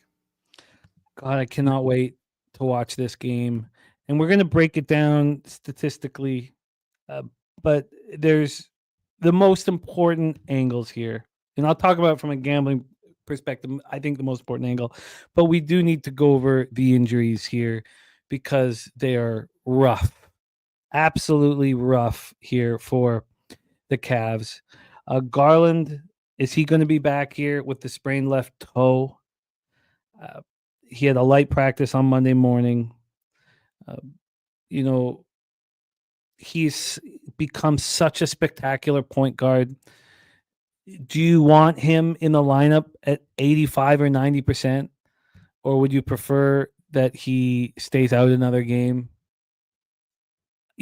Obviously I'm not in the room, but if Garland's in and the Cavs have to win, I expect them to do that if he's at 100%. So I don't know if I again, I'm not privy to how he really feels, so I shouldn't even say that. But then you have DeAndre Hunter with a thumb injury. It's a dislocated on his right hand. So he did play, 30 minutes in game 1. So, but it's bothering him. It's a problem. And then the more important one, other than Garland, is Mobley. He hurt his ankle in game 1. He looked questionable at times, and he needs to be a monster. He needs to step up here. So these are huge, huge injury issues. Then we have, this is the key to this all, is I understand that we all expect the Cavaliers to bounce back, right? We all expect the bounce back performance. But I am certain that the Pacers aren't content. They know exactly what they're going up against. And I would not be surprised if the Pacers give them another very tough game. This opened at 10, and I was like, this is egregious. Then it moves to 9. I'm like, well, it's still a lot of points. Now we're at 8. And, even if this was to end up at 7.5, I don't know if I want it. It's such a funny thing without knowing the health and the concern. Satchert says they need Garland to have any hope of stopping Halliburton. JW says Pacers going back to the Eastern Conference Final. So let's dive into the numbers a little bit more. But for me, nothing changes from the 10 to the 8. Nothing changes. First half, team totaled over 53 for DC Capper for the Indiana Pacers. In the playoffs, the Pacers were playing at 97.8 possessions a game. We're not going to talk about last 10 games of the regular season anymore. That's just useless. They shot beautifully, 50.4 from the field and 41.6 from 3. And what they do in game 1, they knew that they were dealing with an ailing squad. If Mobley is not 100%, you want to run that ankle into the ground. And that's what they did. If Garland's not there to slow down Halliburton, run them into the ground. So they sped up 99.5 possessions a game. The only series that we saw continually playing at a faster pace than that was the Grizzlies Thunder. And the Pacers shot 53% from the field and 52.8 from 3. This is not, and this is my thing. This is why I didn't have them beds. This is not a spot where they're like, oh, we got our win. We've taken home court advantage. No way. The Cavaliers are too good. If you have them in a vulnerable state, you have to step on their throat. You have to win both of these 2 games. 10 points, 9 points, 8 points. At what number would I be comfortable backing the Cavs? And honestly, it feels like there's no number. But while I say that, who in their right mind is going to count out the Cavaliers' character and heart? I mean, I can't do it. JW says Mobley banged up, more Dean Wade, which equals more Pacer points. Markelle is on the over at 229 and a half. So we know that this has gone, from 10 to 8. And here, this at some, I don't know any book that didn't, go from 9 to 10 immediately, because the feeling from the Cavaliers was, Cavaliers always bounce back and Garland will be in the lineup. And to that, I paused. We have our total right now at 229. It's bounced all over the place, opened up at 229 and a half. The Pacers crushed, and I mean crushed, Operation Garcia last year. Viper says no, Mobley and Garland is tough to overcome. DC Capper, though, is on Cleveland -9. For those of you who want Cleveland, wait. I do not see the market coming back in on them. Now, what if they're all in? I still don't know if the market comes back in on them. Now, the market may change just because of player personnel. So when we get to the Cavaliers, they shot 23.7% from 3 and 45.9 from the field. in the playoffs, overall, they're shooting 50.5 from the field and 40.4 from three. Billy Friedrich says, I think they're all in, but how healthy are they? For me, I'm telling you, if Garland is not 100%, let him wait. If the Cavaliers have to go into Indiana and win 2 games, they're capable of doing that. If they only win 1 game and it comes back to Cleveland 3-1 and you've got Garland at 100%, that's fine. Don't put Garland out there at 85% and have him hurt the toe even worse. So Garland, and they don't want to play at 99.5 possessions a game. That's 5 or 6 possessions faster than they want to play at. So the Cavaliers got the wake-up call, 121-112. And now Cleveland is 1-4 against the Pacers this year. Donovan Mitchell scored 33, game high 33. It's one of the ugliest 33 points you're ever going to see. 11 of 30 from the field, 1 of 11 from 3. Kenny Atkinson just keeps saying Garland's day-to-day. He's missed 3 straight playoff games now. Mobley and Hunter, when they asked Atkinson whether he thought they would be available, he said there's a real concern that they won't be. And honestly, here, and maybe this sounds crazy, but why don't you rest them all? Why don't you go at them at least with a healthy group? And you know what? If you're down 2-0, you were the best team in the Eastern Conference. If they come back healthy and ready to go in games 3, you're ready, but it's obviously a tricky spot. Pacers were 19 of 36 from 3. Andrew Nembhard was dominant. 5 of 6 from 3. We already see what he's doing defensively. Aaron Naismith goes 4 of 6 from 3. Benedict Mathurin, 3 of 5 from 3. Nembhard here in the playoffs, 16.3 points per game and 5 assists, and he's shooting 57.1 from 3. Good God. Tyrese Halliburton, 22 and 13. Miles Turner, 13 and 11. He added 3 steals and 2 blocks. For me here, there's nothing that appeals to me from a gambling situation other than Pacers at the 10. But even so, I cannot count out the Cavaliers' heart after losing game 1. I don't think that the Pacers are content. I'm doubling up on the late game. I think we need to know the injury situation. I think we need to wait till 2 hours, an hour and a half before the game. My man, Astute Chaos, Sly Astute, says if there's no Mobley, this might be 2-0 going Indy. My honest feeling here is that's fine. I know it's crazy to say that, but if you get Garland a little more few days to rest that big toe, you get Mobley to rest the ankle, and you go into Indiana as if it's game 7 of the NBA Finals. Again, we're going to have to wait to find that out. So I have no action on this game, but a double up on the next game. And again, it's sort of similar to that first NHL playoff game, but there's so much unknown here. You ask yourself, well, where you think you get paid? And I think I know where I'm going to get paid. And I need more information on the injury list here to include this in the conversation. DC Capper leaning to the over. Jose Perez on Mitchell over points. Look, I can understand that. I can completely understand that. So even after talking it all out, even if this goes down to 7.5, I don't find the Pacers appealing. At what number would the Pacers be appealing? I mean, that's just Sly Astute like in the over first quarter, first half. If there's no Mobley, there's just going to be more points scored in this basketball game. So, Nats Nate says, so Garland's out.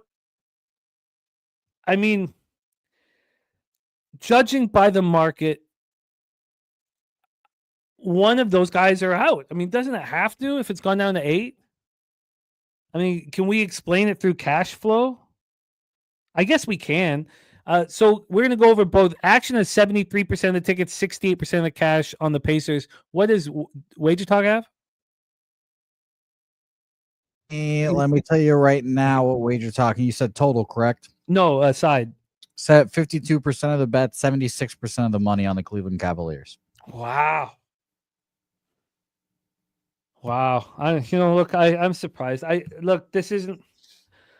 I am going to get my bag in the next game here, and I think that there's a difference between a team that plays in a 6-game series compared to a team that plays in a 7-game series. And I understand that Dougie Y's best bet on the board's Warriors first half, but I think the Warriors are in big trouble. Big trouble in Little China. Let's talk game 2, man. Jose set us up for game 2 West semifinals, or game 2 on our card, but game 1 of the West semifinals.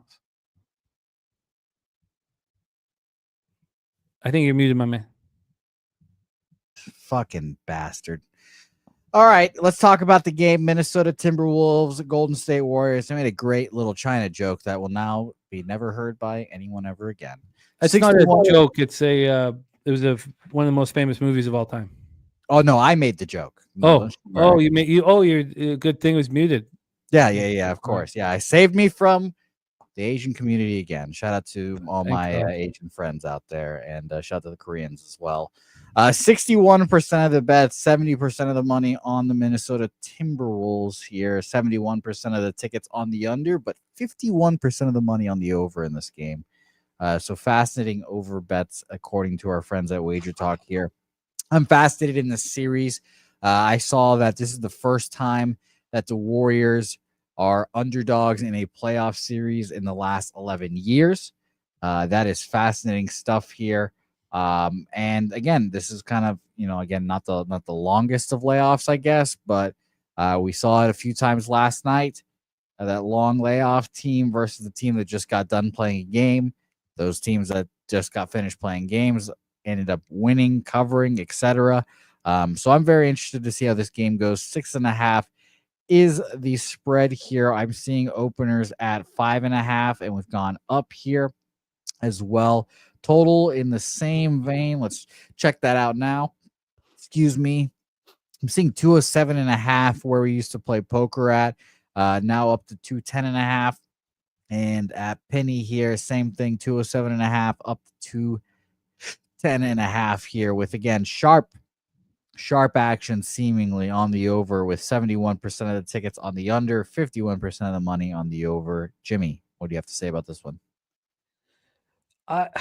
Look, the series that the Warriors just went through, they had one day off. That's it. That day was a travel day. Had to go up to Minnesota. When the Warriors come to town, it's just like the Lakers. This is 0 to 100 immediately. We know the Draymond Gobert history. We also know that Ant is elevating himself as the number 1 young player in the NBA. I understood that the Warriors may be live early, but I still wanted to have more than a unit on the game, and I was trying to figure out exactly how to do it. I also see this line moving towards Golden State. We've talked about it all playoffs long. The line movements in the playoffs really don't concern me like the line movements in the regular season. A line movement in a game that has 12,000 tickets, it concerns me a lot more than in a game that has 150 or 200,000 tickets. I think that Slow Jam Talk Snow says 4-0 dogs game 1. I want everybody to see what happened in that Warriors game and think the Warriors can step up at any time, because there was an outlier performance. There was an outlier performance that was spectacular by Buddy. And you could say, look, the Wolves got outlier performances from Gobert when he went 27 and 22. But the outlier performance that got them to the Warriors to beat Houston, Buddy Hield going 9 of 11 on threes. It's not going to happen every game. And if it doesn't happen, if the Warriors don't get an outlier performance other than Jimmy and Steph, They're going to lose that basketball game. Even if Steph goes for 40, they need a third player stepping up. And the Timberwolves don't. The Timberwolves easily beat the Lakers and shot horrifically. In round one, the Timberwolves shot 44.1 from the field and 32.3 from three. I mean, they just shot so bad. The Warriors didn't shoot that much better, 43.3 from the field and 35.8 from three. They are in playoff mode. They're ready to play every second night. This is so difficult. That it's impossible not to be drained after that series. Now we know what's happened since Butler made his debut. They went 24-8 to close out the regular season. They're playing with Butler in the lineup, the third best, net rating. Their number one defense, eighth best offense. But that's not going to change the fact that the Timberwolves are a very physical basketball team. And we just watched, Draymond showing how big he can be, how defensively sound he can be. He was huge. And he scored 8 points in the first quarter, 16 points overall. I simply do not believe that this Minnesota Timberwolves team, who had similar numbers when they got Julius Randle back that the Warriors had when they added Butler to the lineup, are not going to be ready to absolutely pounce. And the only way, so I got the -7, and I wanted more into it. Now, I should have waited. I really thought when it went from 6, 6.5, 7, I thought it was going to keep going. I thought we'd be here at 7.5, and we're not. We're at 6.5, and it looks like we'll have a 6. Julius Randle in the playoffs, 22.6 points per game. You have size, you have toughness, and you have Jaden McDaniels. Watching McDaniels defend, we think it'll be Curry, but you can switch him on to different spots. The Timberwolves are too much. They don't need to shoot well to beat you. They don't need an outlier offensive performance to beat you. They're just going to beat you. So for me, I added the double result. That way, I just needed more on it. And I understood that the first half was probably the issue, but I didn't see a way to get a second unit on it without betting it. So I added the double result. That was -135, which is kind of expensive. It's moved down to -125 with this move towards the Golden State Warriors, but it doesn't bother me at all. And it doesn't bother me, these line moves against me. They've not bothered me at all. Absolutely at all. So it's a double up spot for me. Timberwolves -7, Timberwolves double result. And I don't want the Warriors. I might not want the Warriors in any game this series. I think the Timberwolves are out for blood. There's no letdown spots when you play LeBron and Luka or you play Steph and Jimmy buckets. It's put the gas down. Every eye in every basketball fan will be on this basketball game. Everybody who loves basketball in the world is going to be watching this. And they're going to put their foot down on the throats of the Warriors who are exhausted. And they're going to push them around. Now, look, nobody pushes Jimmy Butler and Draymond Green around. So they'll push back. And we'll see. So I doubled up here. Timberwolves -7, Timberwolves double result. Line's gone against me. And, I don't care. I don't care at all. Hasn't bothered me at all in the playoffs. So I'm ready to attack. That's my action here. Randall under 19.5 points for Robert Franklin. JW says Randall and Gobert are going to feast. Robert Franklin on the Warriors +6.5. He says Randall will not be doing what he did to the Lakers. Randall is a bad matchup for the Lakers. He won't bully Draymond like that. Oh, yeah. Look, that's fine.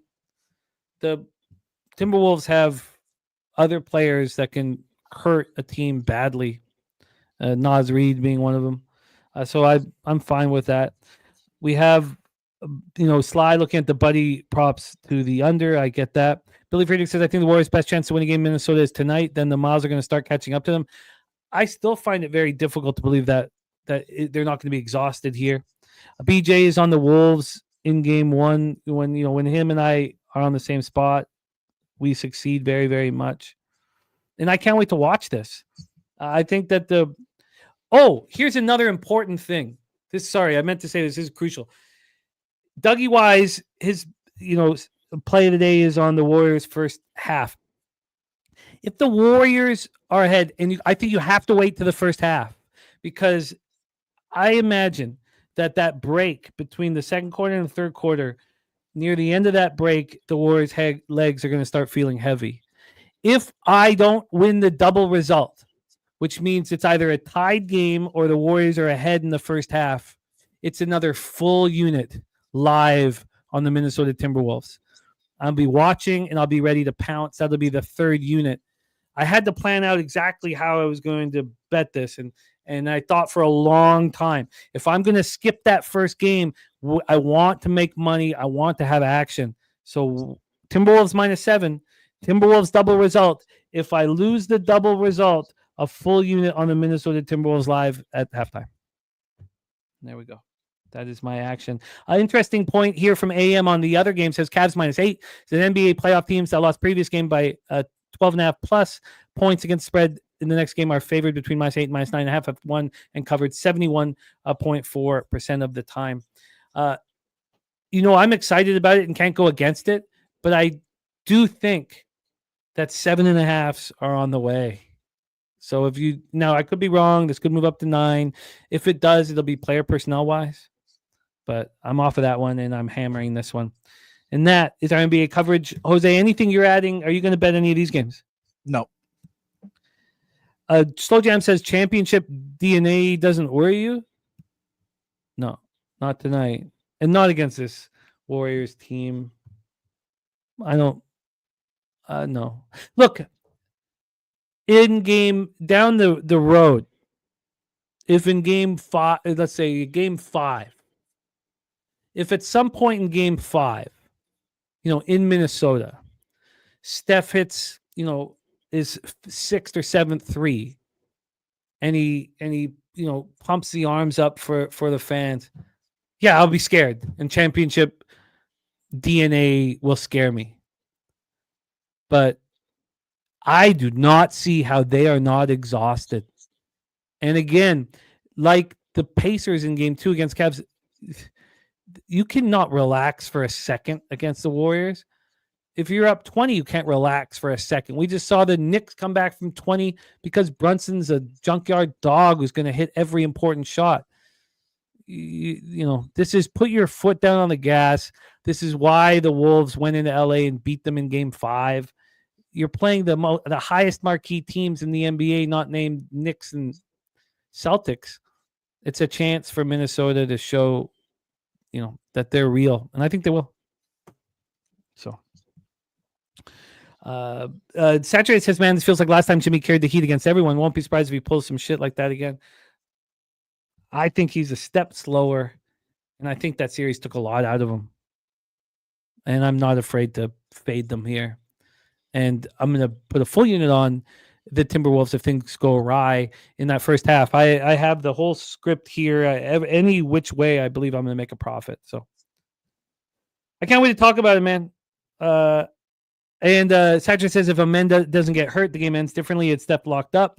I cannot wait for these basketball games. I cannot wait to cap the rest of the NBA playoffs with you guys. And we do have live streams on the way for some of these huge games coming up. So lots more to talk about. So for me, 2 spots, and then if I'm not live on the Wolves double result, full unit on the Wolves at halftime, which I won't tweet out or anything. I don't tweet out live bets, but I will be betting personally. And that's NBA coverage for Tuesday, May 6th. Jose, my friend. Let's do a review of all action here, including great looks here from our cappers in the chat. Dougie Wise free bands play today is the Warriors +4 first half. Irish King is on the Capitals money line, and Ovi anytime goal. Respect play of the day is the Cavaliers first quarter -2.5. Peter Loshak's on the first period under 1.5 at plus 105. I'm still interested in the under 6 in Carolina, Washington. Kind of want to keep things clean and just focus on the Stars and Oilers, but I'm still interested, and I may pull the trigger, and I won't beat myself up regardless.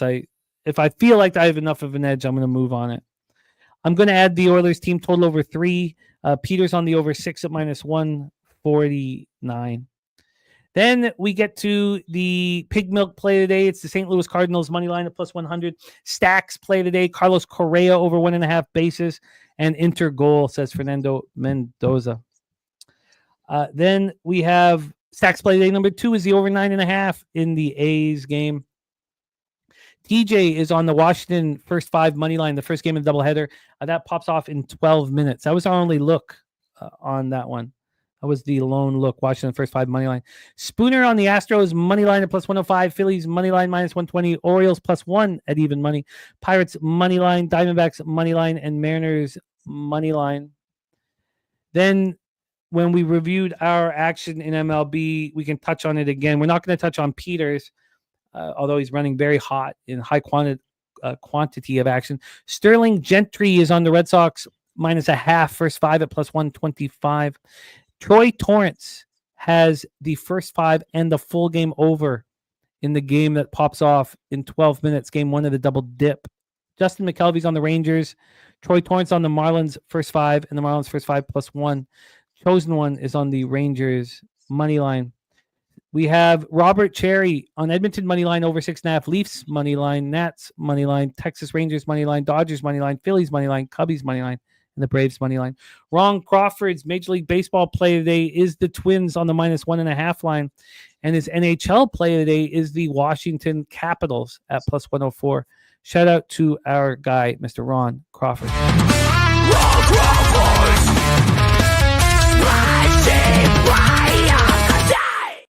Scuntbag play today is a Rays money line in the under 8. That's an SGP together at plus 255. And Fap win and his enormous vat of lube is on the Tampa Bay money line at plus 105. We had Gorky giving us Monaco minus 3.5 and Panathinaikos money line in EuroLeague game 5s. Dabby Cab has moved on the Padres team total over 3.5. Smith over 1.5 hits, runs, and RBIs, and Merrill over 1.5 total bases. Then I'm going to slide in some other cappers action other than Jose's. He'll clean up his action, but I'm going to join him on the Rays money line. I have some interest in this under San Diego, New York Yankees. I'm not sure exactly how I'm going to attack it at this point. I don't even know if the game goes. The first 5 plus a half on the Reds I find extremely interesting, and a lot of love for the Minnesota Twins here. And I'm going to let you guys rock that one. The first 3 under 2.5, Royals double result. I've got some work to do with this White Sox Royals spot here. Then for me, we have the first 3 under 2 in Pittsburgh, St. Louis. The under 9.5 in Detroit, Colorado. I might move on Angels first 5. Then the over 9 in New York, Arizona. And that is my MLB. And then I'm doubling up. Just like in hockey with the Oilers, I'm doubling up on the Minnesota Timberwolves. Jose, please review your MLB action, my friend. Yeah, I'll make this pretty quick. I'll just start with the bottom, I guess. A's money line minus 117. Cardinals money line plus 104. Brewers money line minus 112. Doubled up on Cincinnati. First 5 plus a half plus 115. And full game money line plus 190. And Tampa Bay Rays money line plus 113, and the over in that game, over 8 minus 105 for me. I love it. Great work from all of the cappers in the chat. We don't have to agree. It's part of the fun not agreeing. And I think that over the last couple of weeks, I took it a little too far. So I apologize if I got a little too edgy at times. It's not my plan. What I've noticed is that even winning, this is extremely stressful. It doesn't change for some reason. The stress, the risk that we take on each day doesn't change anything. So I've been on edge the whole time, even though I'm on this big run. And I can't explain why that is. So I apologize, but if a couple things, being a dick, and then also, a couple of people tell me that I've been pretty smug with my breakdowns, and And so I apologize for that. As AOD says, it is Jort season almost up here. Still pretty cold. Thank you guys so much for rocking with us. We have nothing without you guys. All these different looks. Hearing AM's totals on each game is helpful and important. And hearing everybody's different route to the bag is helpful and important. So we thank you. Gorky, my man, AOD, Saturated, Spooner, Slow Jams, Robert Franklin, Nasty, Nate, Billy Friedrich, Spooner, Fernando Mendoza, Slow Jams, Arsenal, Justin McKelvey, The Wager Detective, Rogue Energy. Thank you guys. Thank you, AM. Thank you all. All E in the house, JW. Truly, from all of us. BJ, thank you. Christopher Comentini, Astute Chaos, Sly, Astute, Jason Meyer, the Eldorado Custodian. Jose Perez is on Mitchell over points. Markel, happy birthday, man. Thank you for rocking with us. I'm excited to see that Vladdy Guerrero birthday pick. I hope it cashes for you. And I hope you get all of the paper, man. Happy birthday. Jose Bouquet, thank you for all your hard work, my friend. Any last words before you... in NHL, Ricky, it's simple. I might move on the under 6 in Capitals Hurricanes. I don't know if I do. I will most definitely be... I already bet the Oilers, but I'm going to add the Oilers team total over 3. And that's it for me in NHL. Ricky, my man. Jose, can you bless our action and let us into the future? Yep. Shout out to you guys in the chat. Appreciate everyone in here. Good luck to everyone except for Spoon's Bets, who apparently I have the exact opposite card if he does today. So Spoon, every other day I wish you luck, but I guess not today, my man. Good luck. Saturated, Gorky, my guy, Macedonia's finest. Shout out to you guys. Fap Win also in here as well earlier, dropping off his lube. Robert Franklin, Fernando Mendoza, Justin McKelvey joining us on that Sunday Night Baseball live stream. Nice. Great time. He made a bunch of money on Sunday as well. So shout out to you, Love to hear Justin. I hope you have a great time.